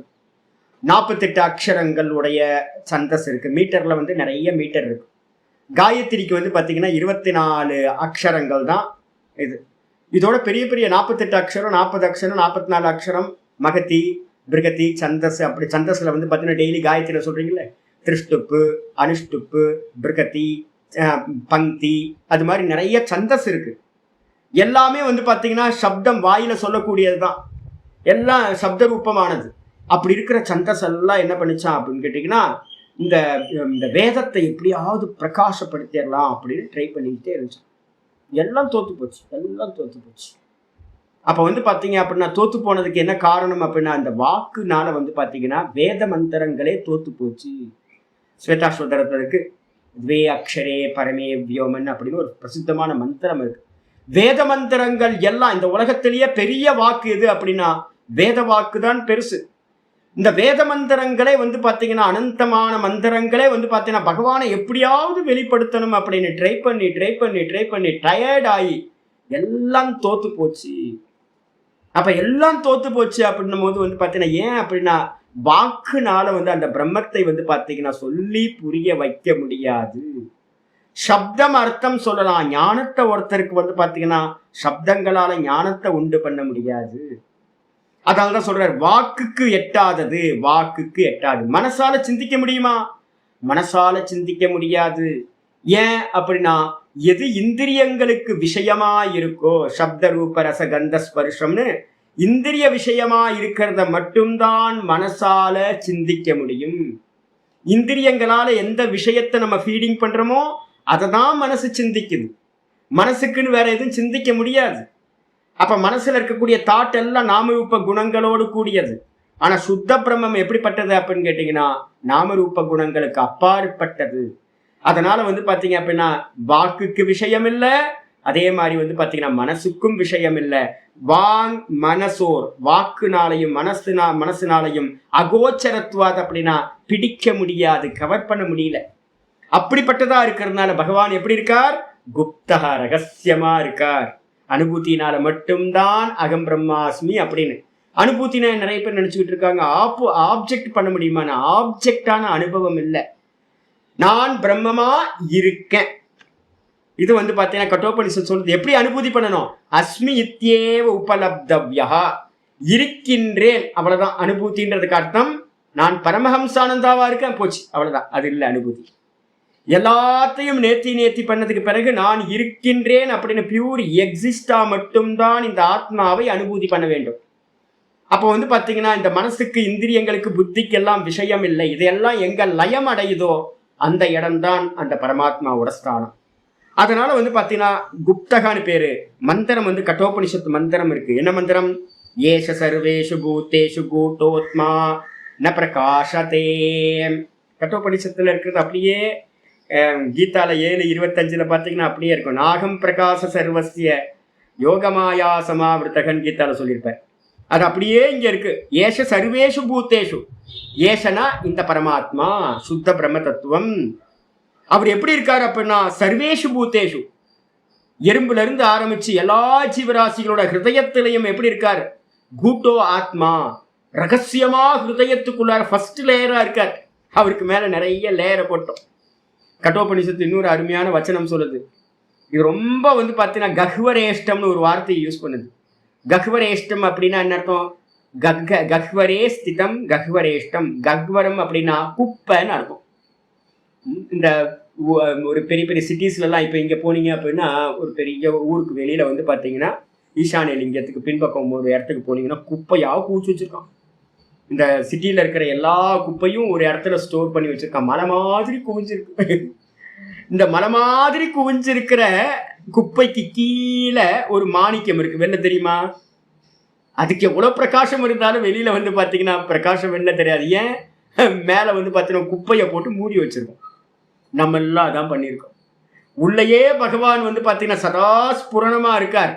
ஆனா நம்ம என்ன பண்ணிட்டோம்? குப்பையை போட்டு மூடி ரகசியமா அவரை வச்சுட்டோம். நீ ரகசியமா வேறு அப்படின்னு வந்து பார்த்தீங்கன்னா பகவான் ரகசியமா நம்ம தான் வச்சிருக்கோம். அங்க ஆச்சாரியார் சொல்றாரு, ஸ்ருதி சொல்லுது கூடோ ஆத்மா, இந்த ரகசியமா ஆத்மா வந்து ரகசியமா இருக்கான். எங்க இருக்கு? எல்லா ஜீவராசிகளோட ஹிருதயத்திலையும். ந பிரகாசத்தை, யாருக்கும் வெளியில பிரகாசிக்கிறது இல்ல. குப்பையை போட்டு மூடி வச்சா எப்படி பிரகாசிக்கும்? என்ன குப்பை போட்டோம் அப்படின்னு கேட்டா, கீதால 7வது அத்தியாயத்துல 25வது ஸ்லோகம் சொல்லுது, நாகம் பிரகாச சர்வசிய, நான் யாருக்கும் பிரகாசிப்பதில்லை. ஏன் அப்படின்னா யோகமாயா சமாவர்த்தக, இந்த நாம ரூபத்தில் இருக்கக்கூடிய அந்த எல்லாத்தினாலையும் மோகம், இந்த மோகத்தினால கண்கள் மறைக்கப்பட்டவர்களா எல்லாரும் பகவானை பார்க்காம வந்து பார்த்தீங்கன்னா வெளியிலேயே பார்த்துக்கிட்டு இருக்கோம், பராக்கு பார்த்துக்கிட்டு இருக்கோம். பராக்கு பார்க்கறதுன்னு சொல்லுவோம்ல, வீட்டில் வந்து பார்த்தீங்கன்னா சின்ன வயசுல எல்லாம் ரொம்ப பராக்கு பார்ப்பேன். எனக்கு வேடிக்கை பார்க்கணும்னு ரொம்ப பிரியம். எதையாவது வேடிக்கை பார்த்துக்கிட்டே இருக்கிறது, சம்மந்தமே இருக்காது. என்ன சொல்லுவாங்க, பராக்கு பார்க்குறான் பாரு, பராக்கு பார்க்குறான் பாரு, வீட்டில் திட்டிகிட்டே இருப்பாங்க. பராக்குன்னா என்ன அர்த்தம்னா பகிர்முகம்னு அர்த்தம். எங்க இருந்தாலும் வேடிக்கை பார்க்கறது, சம்மந்தமே இல்லாமல் வேடிக்கை பார்க்க. இப்போதான் கொஞ்சம் கம்மியாயிருக்கு. முன்னாடிலாம் வந்து பார்த்தீங்கன்னா போற வர எல்லா ஆட்களையும் உத்து பார்த்துக்கிட்டு இருக்குது, சம்மந்தமே இருக்காது. நம்ம எல்லாம் அதெல்லாம் பண்ணிட்டு இருக்கோம், எதையாவது பார்த்துக்கிட்டே இருக்கோம், வெளியிலேயே உள்ள பார்க்க மாட்டேன். பிரத்யேக அஞ்சத்தி கச்சதி இது பிரத்யேக ஆத்மா. பிரத்யேக ஆத்மா பகவான் எங்க இருக்காருன்னா ஹிருதயத்துக்குள்ளார நான் நான் நான் உள்ள இருக்காராம். உள்ள திரும்பினாதான் பார்க்க முடியும். நம்ம வெளிமுகமாக பார்த்துக்கிட்டு இருக்கோம். எங்க பார்க்கறது? யோக மாயினால மூடப்பட்டவர்களா அப்படின்னு வந்து பாத்தீங்கன்னா கட்டோபனிஷத் ஸ்ருதியும் சொல்லுகிறது. அப்புறம் 546வது நாமம் சக்கர கதாதரஹா. சக்கர கதாதரகனா என்ன சுவாமி? அப்படின்னா சக்கரத்தையும் கதையையும் தாரணம் பண்ணிக்கிட்டு இருக்கிறவருக்கு பேரு, தாங்கி கொண்டிருப்பவருக்கு பேரு சக்கர கதாதரகன்னு பேரு. அதானே இருக்கும், சங்கு சக்கர கதாதாரி. சங்கு சக்கரம் கதா, அப்புறம் இன்னொரு கையில தாமரை, ஒரு தாமரை. அப்ப 4 கையிலையும் சதுர்புஜத்து 4 கையில 4 ஐட்டம் வச்சிருக்காரு. இங்க வந்து பாத்தீங்கன்னா சக்கர கதாதரன்னு என்ன பேர் வந்துச்சு? பாஷிகார் சொல்றாரு, அருமையான எக்ஸாம்பிள். மனஸ்தத்வாத்மகம் சக்கரம். மனசை வந்து பாத்தீங்கன்னா சக்கரம்னா என்ன அர்த்தம்? சுத்த வைக்குது இல்ல. நம்ம மனசு என்னது? சுத்த வைக்குது, எல்லாத்தையும் சுத்திக்கிட்டு இருக்கு, நிக்க மாட்டேங்குது ஒரு இடத்துல. சாமியோட சுதர்சன சக்கரமும் வந்து என்னது? மனசு. சமஷ்டி மனசு வந்து பாத்தீங்கன்னா சுத்தி வைக்குது, இந்த மொத்த சம்சாரத்தையும் சுத்தி வைக்குது, நிக்க மாட்டேங்குது. அப்ப வந்து பாத்தீங்கன்னா மனஸ்தத்துவாத்மகம் சக்கரம். சக்கரம் எப்படிப்பட்டது அப்படின்னா பகவானோட சக்கரம் மனஸ்தத்துவத்தோட வடிவமானது. அப்புறம் புத்தி தத்துவாத்மகம், புத்தி தத்துவாத்மிகாம் கதாம். கதா என்னது அப்படின்னு கேட்டீங்கன்னா நிச்சயாத்மிகா புத்தி. பகவானோட சாலிட் புத்தி இருக்குல்ல, அந்த புத்தி வடிவானதுதான் வந்து பாத்தீங்கன்னா கதை. தாரயன் லோக்க ரக்ஷார்த்தம் உக்தா சக்கர கதாதரஹா. இந்த ரெண்டுத்தையும் தாரணம் பண்ணியிருக்காராம், தாரணம் பண்ணிக்கிட்டு இருக்காரு. எதுக்குன்னா இந்த லோக்கத்தை வந்து பாத்தீங்கன்னா காப்பாற்றணும், ரட்சணை பண்ணணும் அப்படின்றதுக்காக. அப்போ இந்த உலகத்தை வந்து பாத்தீங்கன்னா ரட்சணை பண்றதுக்காக பகவான் மனசுன்ற சக்கரத்தையும் புத்தின்ற கதையையும் தாரணம் பண்ணிட்டு இருக்கிறதுனால அவருக்கு பேரு சக்கர கதாதரக அப்படின்னு பேர் சொல்லியாச்சு. இதோட 546 நாமம் முடிஞ்சு. இந்த 58வது ஸ்லோகத்துல அதான் இந்த ஜெகத்தேன்னு சொன்னல, இந்த ஜெகத் இருக்குல்ல, விஸ்வம். நான் வரப்போகுது, நான் உங்களுக்கு வந்து பாகவதத்துல ஒரு இது எடுக்கிறேன். விராட்டை பத்தின இன்னும் சொல்லலை. 13வது சாப்டரை எடுத்ததுக்கு பிறகு பாகவதத்துல விராட்டோட உற்பத்தியை சொல்லுவேன். விராட்டுன்றது யாரு அப்படின்னா பிரம்மா. பிரம்மாவை வந்து பாத்தீங்கன்னா இந்த கையில ஒண்ணு வச்சிருக்காருன்னா மொத்த ஜெகத்தும் எங்க இருக்குன்னா மொத்த ஜெகத்தும் கையில இருக்கு, சுவாமியோட கையில இருக்கு. யோசிச்சு பாருங்க, இந்த மொத்த பிரம்மாண்டமும் சாமியோட கையில தாமரையா இருக்கிறது. மொத்த ஜெகத்தும், அதாவது தாமரை விசேஷம். தாமரை மாலை வந்து பாத்தீங்கன்னா சாமிக்கு விசேஷம். இந்த மொத்த ஜெகத்து விராட்டுன்றது என்னன்னா தாமரையா கையில வச்சிருக்காரு ஹிரண்யகர்பர் சுவாமி. அப்ப இங்க வந்துருங்க ஒவ்வொன்னா. இங்கேயும் நான் வந்து பாத்தீங்கன்னா நமக சொல்லாம அப்படியே எழுதிட்டேன், மறந்து போய் படிச்சுருவோம். ஓம் மகாவராஹாய நமஹ, ஓம் கோவிந்தாய நமஹ, ஓம் சுஷேனாய நமஹ, ஓம் கனகாங்கதயே நமஹ, ஓம் குஹ்யாய நமஹ, ஓம் கபீராய நமஹ, ஓம் ககனாய நமஹ, ஓம் குப்தாய நமஹ, ஓம் சக்கரகதாதராய நமஹ. இதோட 58வது ஸ்லோகம் முடிஞ்சது. 59வது ஸ்லோகம் ஆரம்பிக்கிறோம். ஸ்தோத்திரத்தோட ஆர்டர்ல 59வது ஸ்லோகம், சங்கர பாஷ்யத்தோட ஆர்டர்ல 72வது ஸ்லோகம். 13 ஸ்லோகம் டிஃபரன்ஸ். வேதாஸ்வாங்கோஜித கிருஷ்ணோ दृढसङ्घर्षणोच्युतः वेदास्वाङ्गोजितः कृष्णो दृढसङ्घर्षणोच्युतः वरुणो वारुणो वृक्षः पुष्कराक्षो महामनाः वेदास्वाङ्गोजितः कृष्णो दृढसङ्घर्षणोच्युतः वरुणो वृक्षः पुष्कराक्षो महामनाः. இந்த ஸ்லோகத்துல மொத்தம் 11 நாமங்கள் பகவானுக்கு சொல்லப்பட்டிருக்கு. வேதாஹா அப்படின்றது வந்து பாத்தீங்கன்னா இப்ப நீங்க கேட்டதுதான். கையில வந்து தாமரை வச்சிருக்காரே சுவாமி அப்படின்னா பிரம்மா வந்து பாத்தீங்கன்னா தாமரை. அப்ப வந்து பாத்தீங்கன்னா வேதான்னு பேரு. பிரம்மாவுக்கு பேர் வந்து பாத்தீங்கன்னா வேதான்னு பேர். வேதாஹா, வேதா நிலையம். நம்ம ஜெயலலிதாவோட வீட்டுக்கு பேர் வந்து வேதா நிலையம் நினைக்கிறேன்னு. இப்படி நல்ல பேர்லாம் வச்சிருக்காங்க. சில இடத்துலலாம் வேதா நிலையம் ஹவுஸுக்கெல்லாம் பேர் வச்சிருக்காங்க. ஆக்சுவலா வந்து பாத்தீங்கன்னா வேதான்ற சப்தம் யாரு குறிக்கிறது? பிரம்மாவை குறிக்கிறது. அப்போ பிரம்மா ரூபத்துல யாரு இருக்கா? சுவாமி தான் பிரம்மா ரூபத்துல ஆனார். அவர் தான் வந்து பாத்தீங்கன்னா சுத்த நிர்குணமா இருந்தார். அவர் தான் மாயையோடு சேர்ந்து ஈஸ்வரன் ஆனார். பெட்ரூம்ல வந்துட்டார். அதுக்கப்புறம் அவர் ஹாலுக்கு வந்து ஒர்க் பண்ணிட்டு இருக்கார். ஹிரண்ய கர்ப்பனா அவரே வந்து பாத்தீங்கன்னா நல்ல ஃபேன் ஷர்ட் எல்லாம் போட்டு ஆபீஸ்க்கு வந்துட்டாருன்னா, ரோட்ல இறங்கிட்டாருன்னா அவர் தான் பிரம்மா விராட். அப்போ ஒரே பர்சன் தான். அப்போ வேதான்னு சொல்லக்கூடிய பிரம்ம ரூபத்துல, சதுர்முக பிரம்மா ரூபத்துல இருக்கிறதுனால சுவாமிக்கு பேரே வேதான்னு பேர். வேதாஹா. ஸ்வாங்கோனா என்ன அர்த்தம்? தன்னுடைய அங்கங்கள்லாம், பகவானுக்கு அங்கங்கள்லாம் இருக்கே, அங்கங்கள்லாம் வேற யாராவதா அப்படின்னு கேட்டா நான் கேட்கிறேன், இந்த தங்கத்துல வந்து பாத்தீங்கன்னா நெக்லஸ் பண்ணீங்களே, அந்த நெக்லஸ்ல ஒரு கொக்கின்னு ஒன்று போட்டு லாஸ்ட்ல இணைக்கிறது இருக்கு. அப்புறம் டிசைனா போட்டிருக்கீங்க. அப்ப தங்கத்துக்கு வேறானதா இதெல்லாம் அப்படின்னு கேட்டீங்கன்னா, தங்கம் தான் என்னவாச்சு? அங்க இருக்கிற அங்கங்களா, அந்த நகையில ஆபரணத்துல இருக்கிற எல்லா அங்கங்களாவும் ஆச்சு. அதே மாதிரி வந்து பாத்தீங்க அப்படின்னா சுவாமி தான் வந்து பாத்தீங்கன்னா சர்வ அங்கங்களாவும் ஆனார். நான் கேட்கிறேன், நைட்ல தூக்கத்துல உங்களுக்கு வந்து பாடி இருந்துச்சா? தூக்கத்துல ஒரு பாடியும் காணல. தலை இருந்துச்சா, கை இருந்துச்சா, கால் இருந்துச்சா, மூக்கு இருந்துச்சா, மனசு இருந்துச்சா? ஒண்ணுமே இல்லை. இப்ப நான் கேட்கிறேன், தூக்கத்துல எப்படி இருந்தீங்க? சுகமா தூங்குனேன், வேற ஒன்றும் தெரியல. அப்ப என்னவா இருந்தீங்க? சச்சிதானந்தம், வேற எதுவும் இல்லை, நிர்குண நிராகாரம். தூக்கத்துல அப்படிதான் இருந்தோம். ஆனா காலையில எந்திரிக்கும் போது என்ன வந்துச்சு? பிராணன் வந்துச்சு, புத்தி வந்துச்சு, மனசு வந்துச்சு, அப்புறம் இந்திரியங்கள் கை கால் எல்லாம் வந்துச்சு, எல்லாம் முளைச்சுது, எல்லாம் வந்துச்சு. இப்ப வந்து பாத்தீங்கன்னா நான் பரமஹம்சானந்தா அப்படின்னு இங்க தெரிஞ்சுக்கிட்டு இருக்கேன். அப்ப இந்த அங்கங்கள்லாம் வந்து பாத்தீங்கன்னா எங்க இருந்து உண்டாச்சு? எது உண்டாச்சு அப்படின்னா சுத்த சைத்தன்யம் தான் இந்த அங்கங்களா பரிணமிக்குது. தங்கம் தான். தங்கத்துல வந்து பாத்தீங்க அப்படின்னா நெக்லஸ்ல வந்து நிறைய நமக்குலாம் பேர் தெரியல. நகை கடைக்காரன்ட்ட போய் கேட்டாதான் தெரியும். இந்த கோல்டு ஸ்மித்திட்ட தான் வந்து பாத்தீங்கன்னா ஒவ்வொன்றுத்துக்கும் ஒரு பேர் வச்சிருப்பாங்கல்ல. அப்ப வந்து பாத்தீங்கன்னா அங்க அந்த நெக்லஸ்ல இருக்கக்கூடிய ஒவ்வொரு அங்கமும் என்னது? தங்கம் தான்.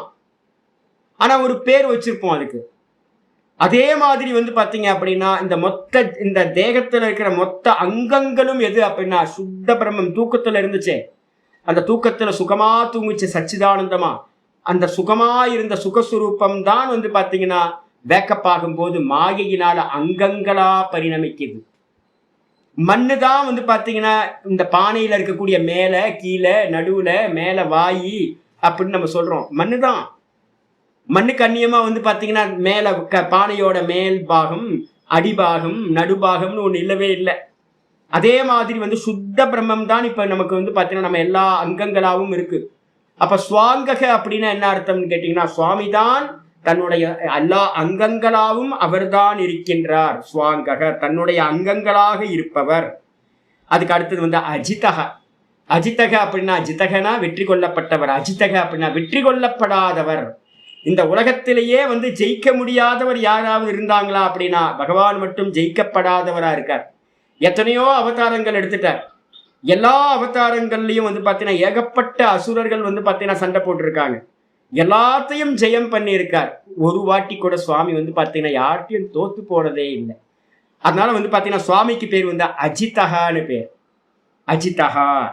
அப்புறம் கிருஷ்ணோ. இந்த இடத்துல கிருஷ்ணரை பத்தி நம்ம முன்னாடியே பார்த்துட்டோம். அப்ப இங்க இடத்துல கிருஷ்ணர்னா யாரை குறிக்குது அப்படின்னா வியாசருக்கு பேரு கிருஷ்ணகா, கிருஷ்ண துவைப்பாயனர் அப்படின்னு ஆச்சாரியா சொல்றார். கிருஷ்ண துவைப்பாயனர்ன்றது வியாசருக்கு பேரு. கிருஷ்ண கலர்ல, சுவாமியோட கலர் எப்படினவோ கிருஷ்ணரோட கலர் கருவண்ண கலரா இருக்கிறது, மயில் கலர். அதே மாதிரி வியாசரும் வந்து பார்த்தீங்கன்னா மயில் கலர்ல இருந்ததுனால அவருக்கு பேர் கிருஷ்ண துவைபாயனர்னு பேர். அதுக்கப்புறம் திருடஹா, ரொம்ப திடமானவர் சுவாமி, தன் நிலையிலிருந்து நழுவுறதே இல்லை. ஒரு மரத்தை வந்து முருங்கை மரத்தை அசைச்சிடலாம். அதே நேரத்தில் வந்து பார்த்தீங்கன்னா ஒரு பெரிய ஆலமரத்தை நம்ம பிடிச்சிக்கிட்டு ஆட முடியுமா? அது அசையாது, அப்படியே இருக்கும். ஆலமரமும் அரச மரமும். அது மாதிரி சுவாமி வந்து பார்த்தீங்கன்னா தன்னுடைய சொரூபம் எது? சச்சிதானந்தம், நிர்குண நிராகாரம். அந்த தன்னுடைய நிலையில வந்து பார்த்தீங்கன்னா சுவாமி எப்பவுமே அசையாதவரா இருக்கார், திடமா இருக்கார். அதனால அவர் பேர் திருடஹா. சங்கர்ஷனோன்னு என்ன அர்த்தம்? வைஷ்ணவத்துல அவங்க பாட்டுக்கு வேற ஏதோ பேர்ல சொல்லுவாங்க. இங்க சங்கர்ஷனகன என்ன அர்த்தம் அப்படின்னு கேட்டா, சமயக் ரூபேன ஆக்கர்ஷணக கரோதி இது சங்கர்ஷா. எல்லாத்தையும் தன்னிடத்துல பிரளய காலத்துல என்ன பண்ணிக்கிறார்? சுவாஹான்னு சாப்பிட்டு தான் மட்டும் ஆனந்த சுரூபியா இருக்கார். அப்ப பிரளய காலத்துல தன்னிடத்துல எல்லாத்தையும் இந்த மொத்த ஜெகத்தையும் லயம் பண்ணிக்கிறதுனால சுவாமிக்கு பேர் வந்து பாத்தீங்கன்னா சங்கர்ஷனகான்னு பேர். கூடவே வந்து பாத்தீங்கன்னா ஒரே நாமமா அச்சுதகன்ற பேரையும் கொடுத்திருக்கு. ஒரே நாமம் அச்சுதகன என்ன அர்த்தம்? தன்னிலையில் நழுவாதவர். எல்லாத்தையும் உள்ள போட்டாரு அப்படின்னா அவர் ஏதாவது ஆயிடுவாரா? அவருக்குள்ளார சலனம் நடக்குமா சுவாமி அப்படின்னு கேட்டீங்கன்னா, மொத்த ஜெகத்தும் தன்னிடத்துல சுவாகா பண்றாரு அப்படின்னா, நான் கொஞ்சம் இன்னைக்கு வந்து பார்த்தீங்கன்னா மத்தியான நேரத்தில் கொஞ்சம் ஏதோ ஆசைப்பட்டு எதையோ அதிகமாக சாப்பிட்டேன்னு நினைக்கிறேன். நேமா என்ன சாப்பிட்டேன் நீ மத்தியானம்? கீரை சாப்பிட்டேன்னு ஏதோ ஒன்று சாப்பிட்டேன். ஏதோ ஒன்று பார்த்தீங்கன்னா கொஞ்சம் நல்லா இருந்துச்சுன்னு கொஞ்சம் அதிகமாக சாப்பிட்ட போல இருக்கு. இப்போ மாம்பழமோ ஏதோ ஒன்று சாப்பிட்ட போல இருக்கு. கொஞ்சோண்டு ரொம்பலாம் இல்லை, கொஞ்சம் தான் அதிகமாக இருக்கும். அந்த கொஞ்சம் அதிகமானதே வந்து பார்த்தீங்க அப்படின்னா இன்னும் வந்து பார்த்தீங்கன்னா டைஜஸ்ட் ஆகாமல் வயிற்றுல இருந்துக்கிட்டு ஒரு ஹெவியாக இருக்குது. அப்போ சுவாமி வந்து பார்த்தீங்கன்னா 7 லோகங்களையும் வந்து பார்த்தீங்கன்னா அகண்ட பிரம்மாண்டங்களையும் அகில பிரம்மாண்டங்களையும் தன்னோட வாய்ப்புள்ளார போட்டு சுவாஹா அப்படின்னு தண்ணி குடிச்சாரு அப்படின்னா உள்ள போனது டைஜஸ்ட் ஆகாமல் ஏதாவது பண்ணுமா சுவாமி அப்படின்னா? அதெல்லாம் ஒன்றும் பண்ணாது. சுவாமி வந்து பார்த்தீங்கன்னா எப்பவுமே தன் நிலையில சச்சிதானந்த பிரம்மத்தில் வந்து பார்த்தீங்கன்னா எல்லாம் சுவாகா ஆகும்.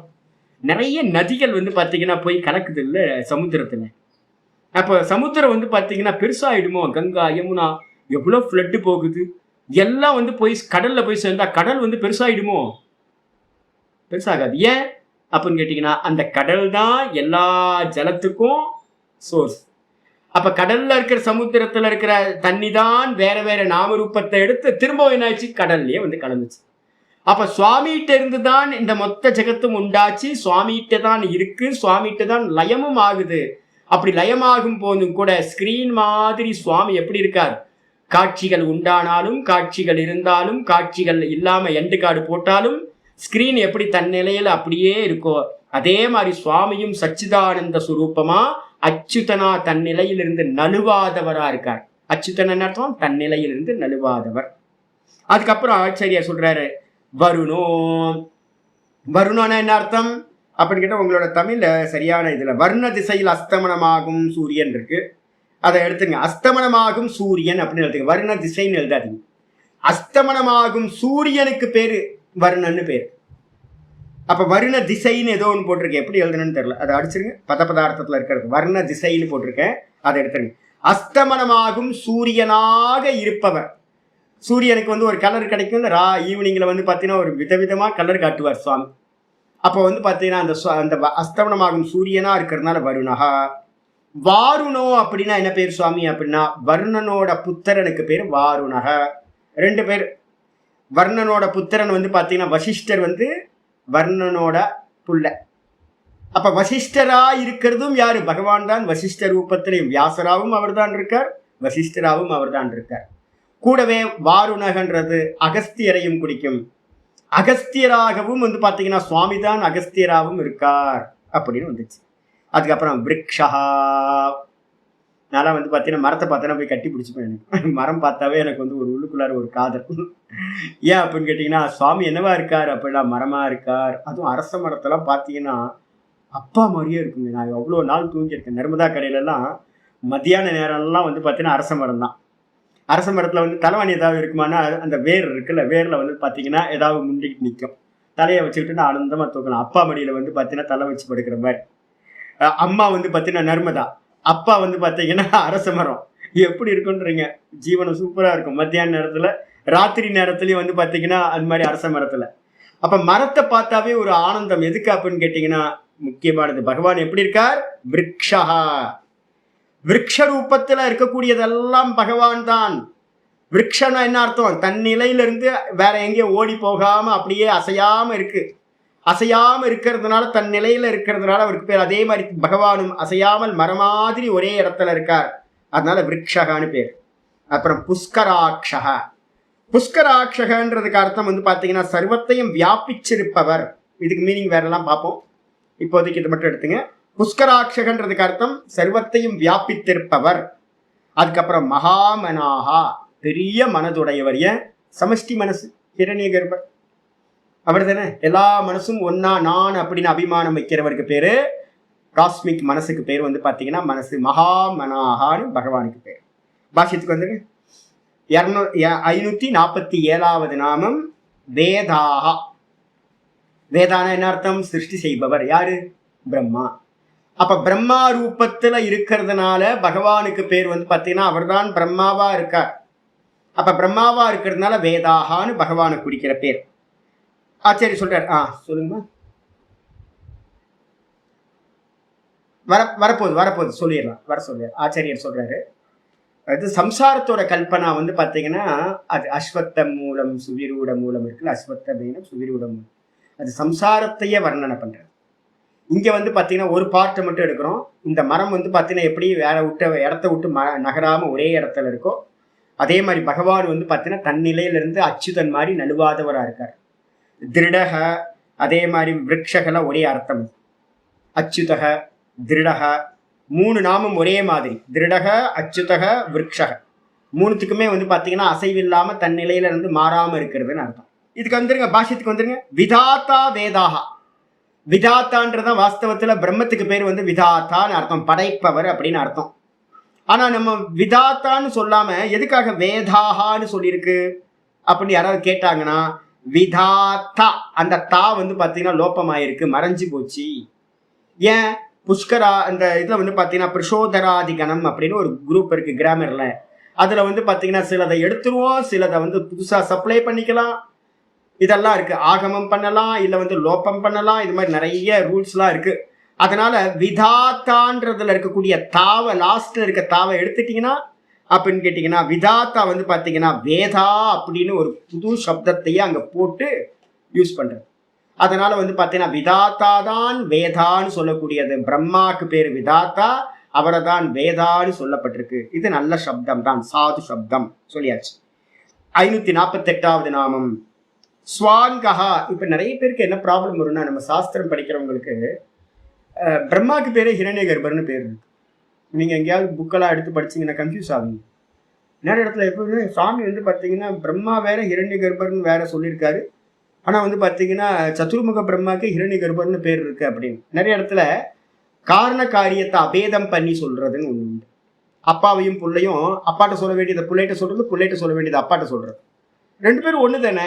யார்கிட்ட நான் ஒரு பணம் கொடுப்பேன் ஒருத்தட்ட போய் ரெகுலரா, அவன்கிட்ட சொல்லுவேன், அப்பாட்ட கொடுத்தாங்கன்னா பிள்ளைகிட்ட கொடுத்தாங்க, 2 பேரும் வாங்கிக்கிங்க, யார் வேணா வாங்கிக்கிங்க அப்படின்னு. அப்ப என்ன அர்த்தம்? அப்பாவும் பிள்ளையும் ஒண்ணு தானே. அதே மாதிரி வந்து பாத்தீங்கன்னா ஹிரண்ய கர்ப்பத்திலிருந்து தான் பிரம்மா விராட் உண்டானார். அப்ப 2 வேற வேறையா அப்படின்னு கேட்டீங்கன்னா வேற வேற இல்லை. அப்ப என்ன பண்ணும்? சில சமயம் பிரம்மானு ஹிரண்ய கர்ப்பரைய சொல்லும், சில சமயம் பிரம்மான்ற பிரம்மா தான் ஹிரண்ய கர்ப்பன்னு சொல்லும், ஹிரண்ய கர்ப்பர் தான் பிரம்மான்னு சொல்லும், மாத்தியும் இருக்கும். அப்ப பிரிச்சு புரியும் போது பிரிஞ்சுக்கணும். சில இடத்துல பிரயோகம் மாறியும் இருக்கும். இதுக்கப்புறம் ஸ்வாங்ககன என்ன அர்த்தம்? தனக்குத்தானே அங்கமா இருக்கிறவர். தங்கம் என்னாச்சு?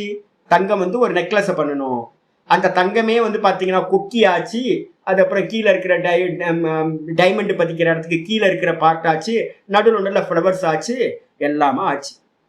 அப்ப தங்கமே தன்னுடைய அந்த நெக்லஸ்ல இருக்கிற எல்லா அங்கமா எப்படி ஆச்சோ அதே மாதிரி சுவாமியே சச்சிதானந்தமே என்ன ஆனார்னா தன்னுடைய அங்கங்களாவும் அவரே ஆனார், பரிணமிச்சார் அவித்யினால. அதான் இங்க ஆச்சாரியர் சொல்றார், ஸ்வயமேவ காரியகரணே அங்கம். ஸ்வயமேவனா தானே வந்து பாத்தீங்கன்னா இந்த ஜெகத்தை வந்து பாத்தீங்கன்னா ஜெகத் தான் காரியம், இந்த தேகம் தான் காரியம், இந்த ஜெகத்து காரியம், இந்த தேகம் காரியம். இது அந்த காரியத்தை பண்றதுக்கான இன்ஸ்ட்ருமெண்ட் ஏதாவது வேணும் இல்லையா? அந்த இன்ஸ்ட்ருமெண்ட் எல்லாம் வந்து பார்த்தீங்கன்னா அங்கம்னு பேரு. அந்த அங்கங்களா சககாரி இதி. அப்போ வந்து பார்த்தீங்கன்னா வெறுமனே இருந்தால் கை வேணும்ல சாப்பிட்றதுக்கு, ஏதாவது எடுக்கிறதுக்கு, கால் வேணும்ல நடந்து போகிறதுக்கு. அப்போ இதெல்லாம் அங்கங்கள், சககாரி சாதனங்கள், இது எல்லாம் இன்ஸ்ட்ருமெண்ட், இது எல்லாம் பகவான் தான். அப்போ சுத்த சைத்தன்யமே என்ன பண்ணுச்சு அப்படின்னா, சுவாமியே மாயையோடு சேர்ந்து இந்த காரியம்ன்ற தேகமா ஆனார்.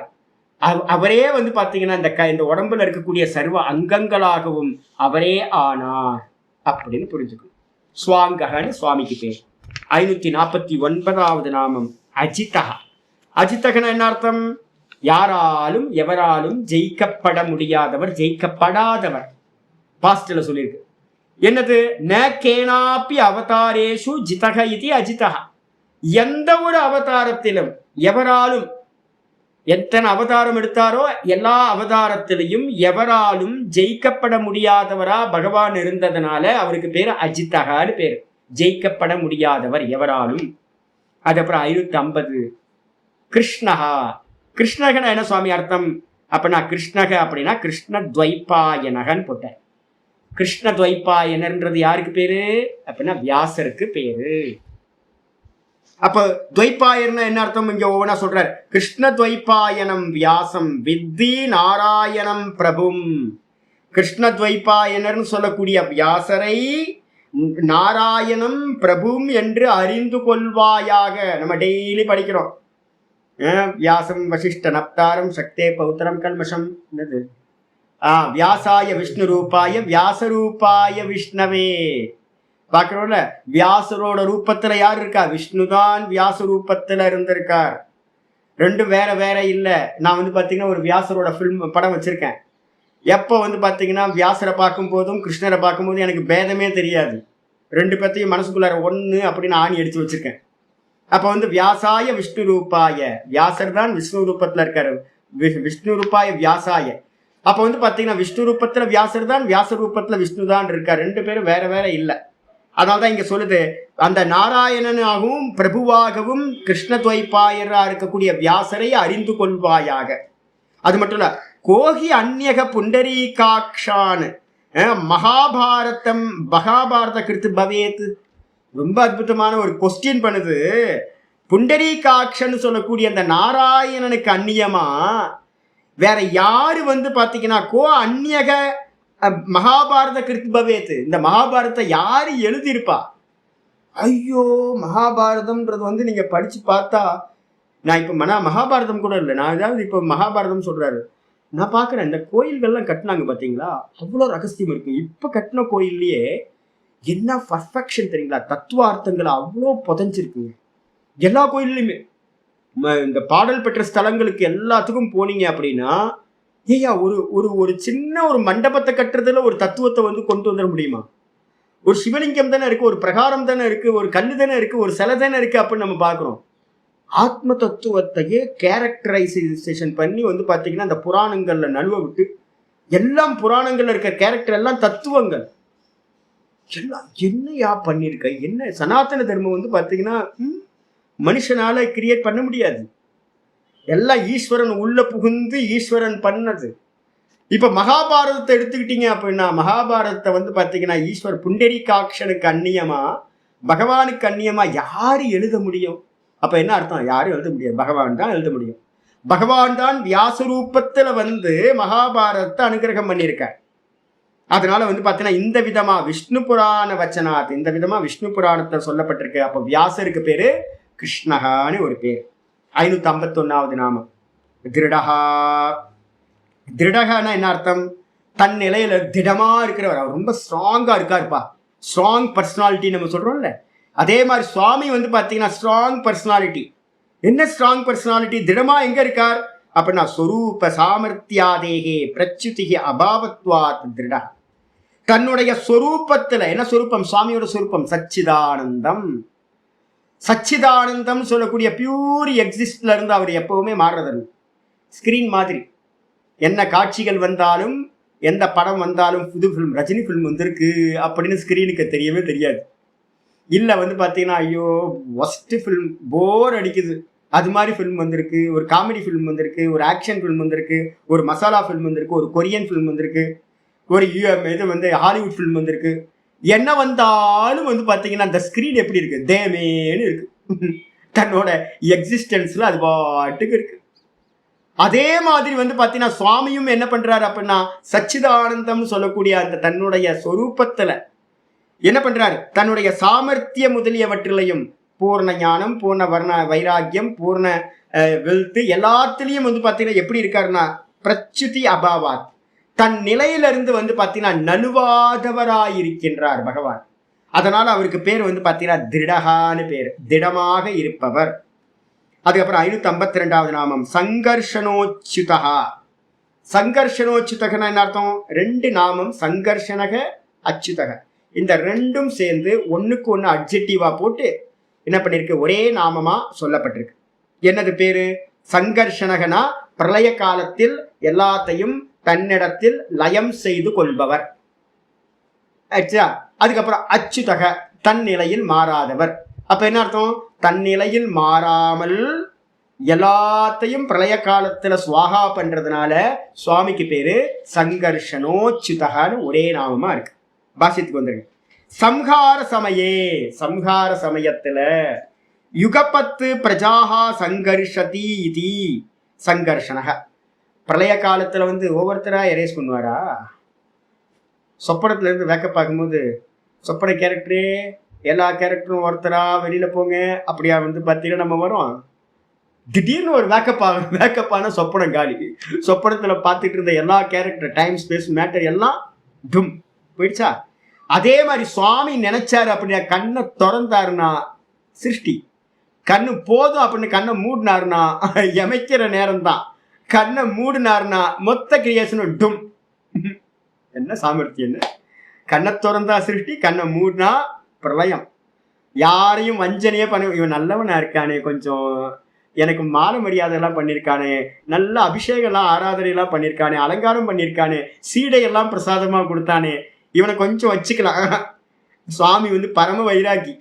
எவ்வளவு பெரிய பக்தர்களா இருந்தாலும் சரி, எரேஸ் பண்ணும்போது எரேஸ் தான், எல்லாத்தையும் லயம் பண்றவர். கொஞ்சம் கூட அவருக்கு கருணையே இல்லாதவர், எல்லாத்தையும் சுவாக பண்றார். அது மாதிரி அதனால சொல்றார் சங்கார சமயே, சம்ஹார கால சமயத்துல யுகபத்து, யுகபத்துனா ஒரே சமயத்துல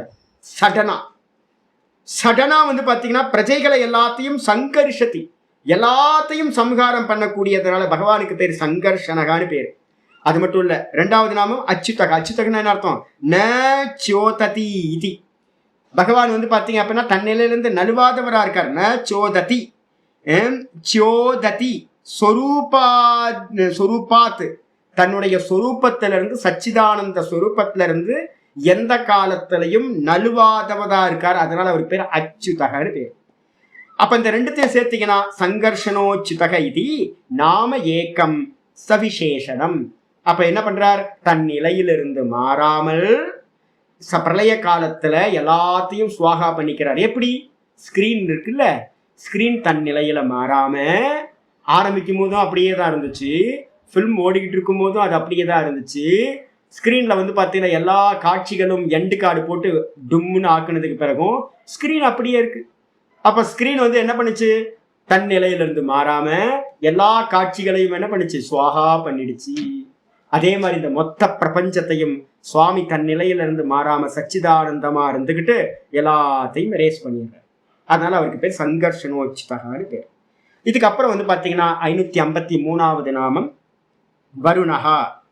வருணகனா என்ன சுவாமி அர்த்தம் அப்படின்னு கேட்டீங்கன்னா, வருணகனா வருண திசையில் அஸ்தமனமாகும் சூரியன் இருக்கு, அந்த வருண திசையில் அப்படின்றத எடுத்துருங்க.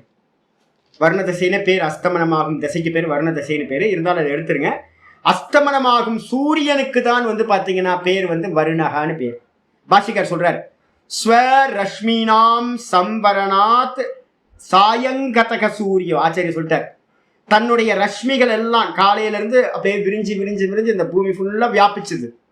அதுக்கப்புறம் சாயந்தரம் ஆகும்போது தன்னுடைய ரஷ்மிகள்னா கதிர்கள், தன்னுடைய கதிர்களை ரஷ்மிகளை எல்லாத்தையும் ஸ்வவரணாத் எல்லாத்தையும் குவிச்சுக்கிறார், சம்வரணம் பண்றார். சம்வரணம்னா குவிச்சு கொள்கிறார், தன்னிடத்திலேயே குவிச்சுக்கிட்டு சாயங்கதக சாயங்காலத்துல ஈவினிங்ல வந்து பாத்தீங்கன்னா சூரியன் வந்து பாத்தீங்கன்னா நல்லா பார்க்கலாம்ல. இப்ப பாத்தீங்கன்னா தெரியும், நல்லா ஆரஞ்சு கலர், அப்புறம் மெஜந்தா கலர்ல சூரியன் வந்து பார்க்கறதுக்கு ரொம்ப இனிமையா. மத்தியானம் பார்க்க முடியுமா? பார்க்க முடியாது.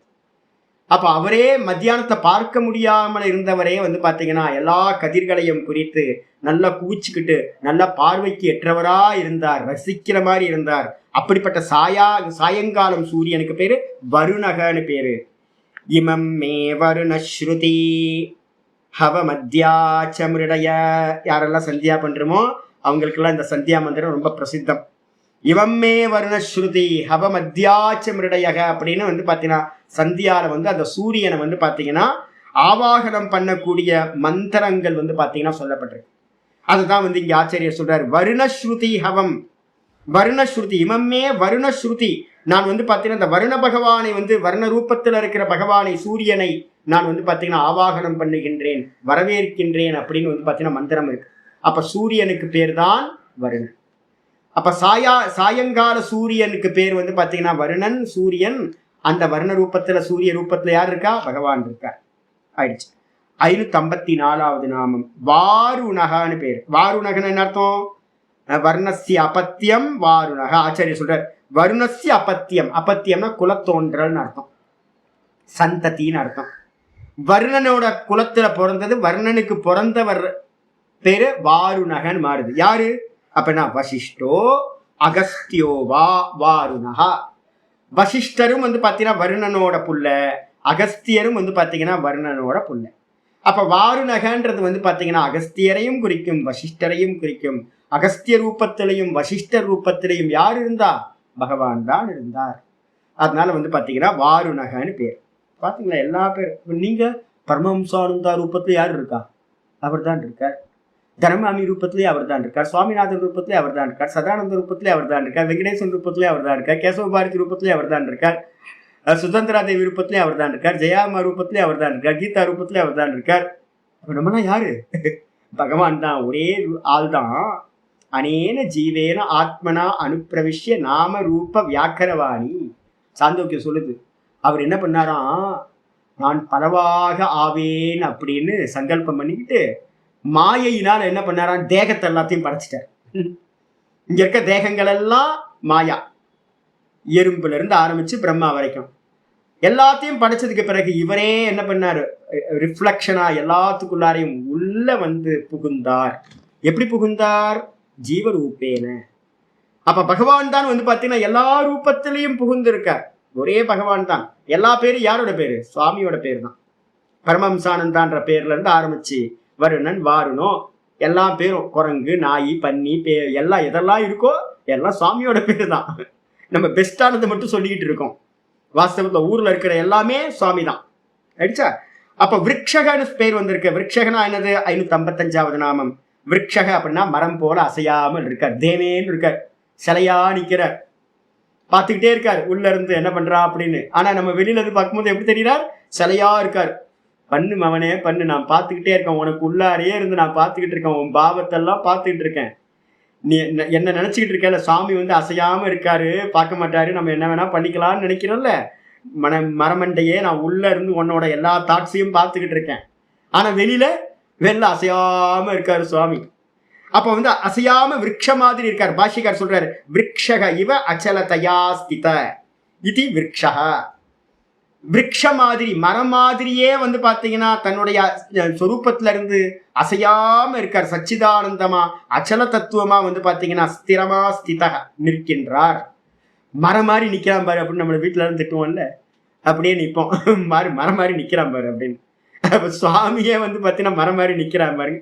சுவாமியே அப்படிதான் நிக்கிறார், தன் நிலையில இருந்து மாறாம. அதனால விருட்சகன்னு பேரு.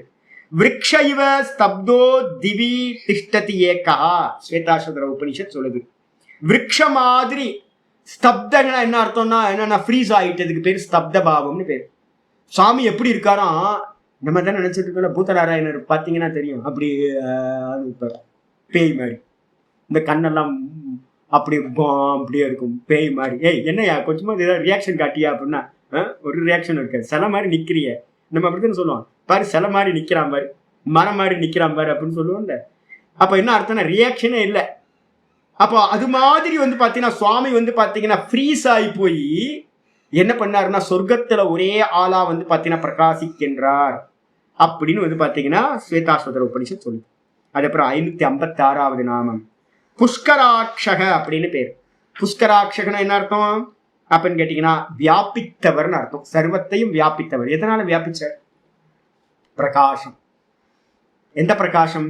பகவான் என்ன பிரகாசம் இருக்கு? அவரோட சுரூபம் என்ன? சச்சிதானந்தம். புஷ்கர அக்ஷக. புஷ்கர அக்ஷக. புஷ்கரம் அப்படின்றதுக்கு அர்த்தம் தடாகம்னு அர்த்தம். இந்த மொத்த ஜெகத்தும் வந்து பாத்தீங்கன்னா பார்க்கடல். பார்க்கடல் மாதிரி வந்து பாத்தீங்கன்னா ஜீவர்கள் வந்து பாத்தீங்கன்னா ஒரு தடாகம் மாதிரி இருக்காங்க. அதுல வந்து பாத்தீங்கன்னா அக்ஷக அப்படின்னா பார்வையை உடையவர். இந்த மொத்த ஜெகத்திலையும் வந்து பாத்தீங்கன்னா வியாபிச்ச பார்வையை உடையவர். சூரிய தஸ்து தஸ்ச அப்படின்னு ஒரு மந்திரம் இருக்குல்ல, இதுல சந்தியாவந்தன மந்திரத்துல ஒரு மந்திரம் இருக்கு. என்னது மறந்து போச்சு எனக்கு சந்தியாவந்தன மந்திரம். இத்தனை வருஷம் ஆகி. சூரிய தஸ்து சஸ்ச அப்படின்னு ஒரு மந்திரம் இருக்கு. சூரிய ரூபத்துல இருந்துகிட்டு இந்த உலகம் ஃபுல்லா சூரியனோட பிரகாசம் வியாபிச்சிருக்கா? ஆமா, வியாபிச்சிருக்கு. அதே மாதிரி வந்து ராத்திரி பகல் இல்லாம வந்து பாத்தீங்கன்னா ஒரு பிரகாசம் இருக்கு, சைத்தன்ய பிரகாசம். இந்த மொத்த ஜெகத்தையும் வியாபிச்சிருக்கு. அதனால அவருக்கு பேர் வந்து புஷ்கராட்சகன்னு பேர். பாஷ்யத்துக்கு வந்துருங்க.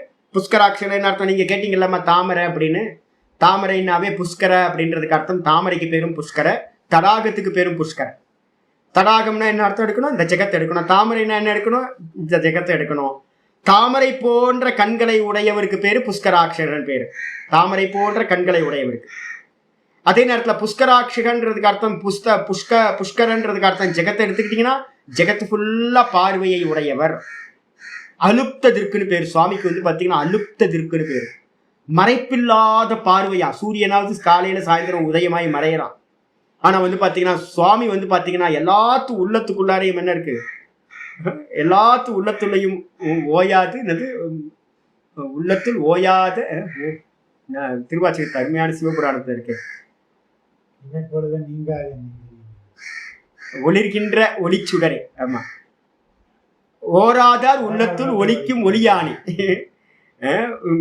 என்ன வார்த்தைகள்லாம் இருக்கு எல்லாம். அப்ப என்ன அர்த்தம் கேட்டீங்கன்னா அலுப்தத்திற்கு சுவாமி வந்து மறைப்பே இல்லாம எல்லாத்தையும் பார்த்துட்டு இருக்காரு. அவர் பார்வையில தான் இந்த ஜெகத்தோட எல்லா காரியங்களும் நடந்துகிட்டு. அதனால அவருக்கு பேர் புஷ்கராட்சகன்னு பேர். பாஷிகார் சொல்ற வியாப்தி அர்த்தாத் அக்ஷதேர் தாத்தோஹோ புஷ்கர உபபதாத் அன்னு பிரத்யே புஷ்கராட்சக. கிராமர் ரூல் சொல்ற புஷ்கரன்றதுக்கு அர்த்தம் அசு அக்ஷு.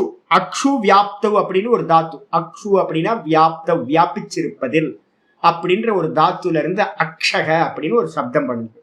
அக்ஷகன்றதுக்கு அர்த்தம் வியாபித்திருப்பதில். அது கூட வந்து பாத்தீங்கன்னா உபபதம்னா அதுக்கு முன்னாடி வந்து பாத்தீங்கன்னா புஷ்கர அப்படின்னு ஒரு உபபதம், ஒரு பதத்தை போட்டு ஒரு வேர்டை போட்டு அக்ஷர அக்ஷக அப்படின்னு சப்தம் பண்ணப்பட்டிருக்கு. அக்ஷகக்கு வந்து பாத்தீங்கன்னா கூட வந்து அண்ணுன்னு ஒரு சஃபிக்ஸ் சேர்த்து அக்ஷர அப்படின்னு சப்தம் ஆகியிருக்கு. அப்ப என்ன அர்த்தம் கேட்டீங்கன்னா அக்ஷகன்றதுக்கு அர்த்தம் வியாபிச்சிருக்கல். புஷ்கரகனா என்ன அர்த்தம்? ஆச்சாரியா சொல்றார் புஷ்கராட்சகன் பேர் வந்தாச்சு.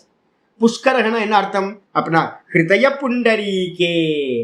இந்த ஹிருதயத்துல இருக்கிற தாமரையில, ஹிருதய தாமரைன்னு சொல்றோம்ல, அந்த ஹிருதய தாமரையில சிந்தித்தகா, சிந்தனை செய்ய யோக்கியமானவர். சிந்தித்தக அப்படின்னா சிந்திக்கத்தக்கவரா இருக்கார். பகவான் வந்து பாத்தீங்கன்னா சதா ஹிருதயத்துல ஸ்புரிச்சுக்கிட்டு இருக்கார். அவரை எங்க சிந்திக்கணும்? ஹிருதயத்துலதான் சிந்திக்கணும். அதனால அவருக்கு பேர் வந்து பாத்தீங்கன்னா புஷ்கராட்சகன் பேரு. ஸ்வரூபேன பிரகாசத்தை இதுவா புஷ்கராட்சக. பகவானை வந்து ஹிருதயத்துல சிந்திக்கத்தக்கவரா இருக்கார். அதே நேரத்துல ஏன் அப்படின்னு கேட்டீங்கன்னா அவருடைய ஸ்வரூபத்துல வந்து பிரகாசம் என்னது? அவேர்னஸ் இருக்குல்ல, கான்சியஸ்னஸ். எங்க ஸ்புரிக்குது? இந்த ஹிருதயத்துல வந்து பாத்தீங்கன்னா தகராகாசத்துல என்ன பண்ணுது? ஸ்புரிச்சுக்கிட்டே இருக்கு.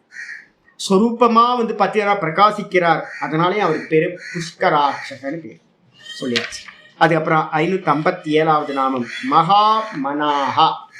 மகாமனாகன்னு என்ன அர்த்தம்? பெரிய மனசு படைத்தவர்.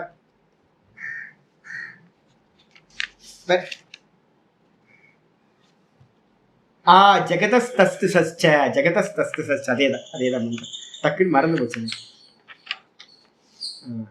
அந்த மந்திரத்தோட அர்த்தம் அதுதான். சூரிய ரூபத்துல இந்த மொத்த ஜெகத்தையும் வியாபித்திருப்பவர் அப்படின்னு அர்த்தம். சூரியனா இந்த கண்ணு வந்து பாத்தீங்கன்னா இங்க இருந்து சூரியன் இந்த ஜெகத்தை பிரகாசிக்கிறான், இந்த கண்ணு இந்த ஜெகத்தை பிரகாசிக்குது. இந்த கண்ணில் வந்து பாத்தீங்கன்னா சூரியன் இருக்கான், அதிஷ்டான தேவத்தை ஃபுல்லா வியாபிச்சிருக்காரு, எல்லாத்தையும் வியாபிச்சிருக்காரு பகவான். மகாமனகான்னு என்ன அர்த்தம்? மகாமனகான்றதுக்கு அர்த்தம் வந்து பாத்தீங்கன்னா பெரிய மனதை உடையவர். பெரிய மனதுன்னு என்ன சுவாமி அப்படின்னா காஸ்மிக் மனசு. காஸ்மிக் மனசுக்கு என்ன சுவாமி பேரு டெக்னிக்கலா? ஹிரண்ய கர்ப்பகான்னு பேர். சமஷ்டி மனசுக்கு பேரு ஹிரண்ய கர்ப்பகா. அந்த ஹிரண்ய கர்ப்பருக்கு சொல்லுது சிருஷ்டி ஸ்திதி அந்த கர்மாணி மனசாயேவ கரோதி இதி மகாமனாகா. நான் சொன்னேன் என்னன்னு கேட்டீங்கன்னா, உங்களுக்கு வந்து நான் ஏற்கனவே சொல்லியிருக்கேன். என்னன்னு கேட்டீங்கன்னா, ஜீவ சிருஷ்டி ஈஸ்வர சிருஷ்டின்னு ரெண்டு இருக்கு. இந்த ஜீவ சிருஷ்டி என்ன அப்படின்னா, இந்த ஈஸ்வர சிருஷ்டி என்னன்னா வெளியில இருக்கிறது எல்லாத்தையும் படைச்சது ஈஸ்வர சிருஷ்டி. பாவக்காவை படைச்சது பகவான், மிளகாவை படைச்சது பகவான், எல்லாத்தையும் பகவான் தான் படைச்சார். பாவக்காய் கசப்பா இருக்குன்னு சொன்னீங்கன்னா கரெக்டு, பாவக்காய் சூப்பரா இருக்குல்ல அப்படின்னு சொல்லிட்டீங்கன்னா உங்களோட இமேஜினேஷன் அங்கே வந்தாச்சு, அபிப்பிராயம் வந்தாச்சு. பாவக்காய் ஐயோ எனக்கு பிடிக்கவே பிடிக்காது, நல்லவே இருக்காது அப்படின்னு சொல்லிட்டீங்கன்னா போச்சு, பாவக்காய் கசப்பா இருக்கு அப்படின்னு சொன்னீங்கன்னா கரெக்ட். அப்போ வந்து பார்த்தீங்கன்னா ஒவ்வொன்றுத்தோடதையும் படைச்சது பகவான். எப்படி படைச்சார் சுவாமி அப்படின்னா நான் திரும்ப திரும்ப சொல்லிட்டு இருக்கேன். என்னன்னு கேட்டீங்கன்னா, சுகமுனிவர் பாகவத புராணத்துல பரீட்சித்துக்கு வந்து சொல்லும் போது என்ன சொன்னார் தெரியுங்களா? வர்ணனைகள் எல்லாம், விராட் வர்ணனைகள் எல்லாத்தையும் சொல்லிட்டு எப்படி வந்து பாத்தீங்கன்னா சொப்பனம் உண்டோ அது மாதிரி தான் வெளியில இருக்கிற கிரியேஷன் அப்படின்னு சுகமுனிவர் இவருக்கு வந்து பரீட்சித்துக்கு சொல்றார். அதே தான் நான் உங்கள்கிட்ட எல்லாத்துட்டையும் சொல்லும் போதும் சொல்லுவேன். என்னன்னு கேட்டீங்கன்னா, நம்ம கிரியேஷன் நம்மளுடைய சொப்பனம். நம்மள்ட்ட இருக்கக்கூடிய வாசனைகளை வச்சுக்கிட்டு நம்ம என்ன பண்றோம், நம்மளுடைய சொப்பன பதார்த்தங்களை எல்லாத்தையும் நம்ம படைக்கிறோம். ஒவ்வொருத்தருக்கும் தனித்தனி சொப்பனம் வருது. இதே காஸ்மிக் மனசா இருக்கக்கூடிய பகவான் ஹிரண்யகர்பர் என்ன பண்றார், அவர் கனவு காண்றார். எந்த கனவு அப்படின்னா, நம்ம ஜாகிரதத்துல இந்த லோக்கத்தெல்லாம் 7 லோக்கங்கள் பார்க்கிறோமே, இந்த 7 லோக்கங்களும் பகவானோட சொப்பனம். பகவானோட மனசுனால வந்து பாத்தீங்கன்னா இந்த ஜெகத்துக்கு வந்து பாத்தீங்கன்னா சிருஷ்டி ஸ்திதி அந்த கருமானி, அந்தம்னா என்ன அர்த்தம்? முடிவு, லயம். அப்ப சிருஷ்டி ஸ்திதி லயம் என்ற 3 கருமங்களையும் பகவான் எங்க இருந்து பண்றார் அப்படின்னா, எங்க நீங்க உங்க சொப்பனத்தை கிரியேட் பண்ணீங்க? உங்க சொப்பனத்தை எங்க இருந்து கிரியேட் பண்ணீங்க? யார் கிரியேட் பண்ணா? மனசு. மனசு தானே கிரியேட் பண்ணுச்சு. அப்ப உங்க சொப்பனத்தை எப்படி மனசால நீங்க கிரியேட் பண்றோமோ அதே மாதிரி பகவான் வந்து பாத்தீங்கன்னா மனசாலத்தான் இந்த மொத்த சிருஷ்டியையும் ஸ்திதியையும் லயத்தையும் வந்து பாத்தீங்கன்னா செய்வதால் மனசா ஏவன் ஏவகாரம் போட்டிருக்கு. மனசுனாலத்தான் வந்து பாத்தீங்கன்னா பகவான் பண்றார். அப்ப எப்படி பண்றார்? சங்கல்ப ரூபேன. அவர் பண்றதுக்குள்ள எந்த ஒரு இதுவும் இல்லை. நம்ம மனோராஜ்யம் பண்ற மாதிரியே, நம்ம சொப்பனம் பார்க்குற மாதிரியே சுவாமி என்ன பண்றார், இந்த கிரியேஷன் இப்படி உண்டாகட்டும்னு ஒரு சங்கல்பம் பண்ண டும் வந்துடும். இந்த சிருஷ்டி இருக்கட்டும், கொஞ்ச நாள் இருக்கட்டும் அப்படின்னா இருக்கும். இந்த சிருஷ்டி போதும், எனக்கு போர் அடிச்சு போச்சு, எல்லாம் போட்டோம், புது சிருஷ்டி பண்ணுவோம், ஆட்டத்தை கலைச்சிருவோம் அப்படின்னு ஆட்டத்தை கலைச்சி விட்டுருவாரு. சமயம் நாங்கள் கிரிக்கெட் விளையாடும்போது என்ன பண்ணுவோம் தெரியுங்களா, சின்ன வயசுல எனக்கு வந்து பார்த்தீங்கன்னா ஒரு மாதிரி ஆள் கேரக்டர் என்ன பண்ணுவேன், பேட்டிங் பிடிக்கிற வரைக்கும் எனக்கு வந்து பார்த்தீங்கன்னா பொறுமையாக பேட்டிங் பண்ணிக்கிட்டே இருப்பேன். அவுட் ஆகிட்டேன்னு வச்சுங்களேன், ஆட்டத்தை கலைச்சி விட்டு போயிடுவேன். சின்ன வயசுல சின்ன குழந்தைங்களுக்குலாம் அது ஒரு இது இருக்கு, ஹேபிட். என்ன பண்ணுவேன், ஸ்டெம்பெல்லாம் தூக்கி எல்லா இடத்துலையும் போட்டு இந்த பேட் ஒரு பக்கம் பறக்கும், பால் ஒரு பக்கம் பறக்கும், ஆட்டத்தை கலைச்சிட்டு போயிடுறது. ஐயோ, சின்ன வயசு ஆசை இதெல்லாம். இப்போ சுவாமியும் அதே மாதிரி தான், விளையாட்டுக்குள்ள என்ன பண்ணுவார் அப்படின்னா, எப்போ பிடிக்கலையோ இந்த ஆட்டம் பிடிக்கிறப்பா எனக்கு இந்த போர் அடிச்சு போச்சு, அப்போ ஆட்டத்தை கலைச்சிரு அப்படின்ட்டு வந்து பார்த்தீங்கன்னா எல்லாத்தையும் கலைச்சி விட்டுறது. மனசாலிய சிருஷ்டி, மனசாலிய ஸ்திதி, மனசாலிய வந்து பார்த்தீங்கன்னா லயத்தையும் பண்றார் பகவான். அதனால அவருக்கு பேர் மகாமனாகா. ஐயோ, நம்ம ஒரு சொப்பனம் மனோராஜ்யம் பண்றது எவ்வளவு கஷ்டமா இருக்கு. இதே மாதிரி இவ்வளவு பெரிய கிரியேஷனையும் என்ன கால்குலேஷனோட பண்ணியிருக்கார். அப்ப பெரிய மனசுடையவர். மனசாயேவ ஜகத்து சிருஷ்டிம் சம்ஹாரம் ச கரோத்தியஹா இது விஷ்ணு புராணே. விஷ்ணு புராணத்துல ஸ்லோகத்திலே சொல்லியிருக்கு, மனசாலேயே எவர் வந்து சிருஷ்டி ஸ்திதி லயத்தை செய்கிறாரோ அப்படின்னு. அப்ப அந்த பகவானுக்கு பேர் மகாமனாகான்னு பேர். இதோட 557வது நாமம் முடிஞ்சு.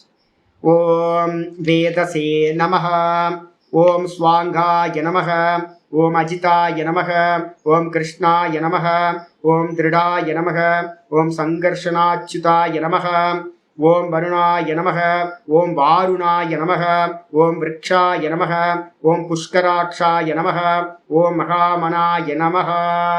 ஓம் ராமாய ராமபத்ராய ராமச்சந்திராய வேதசே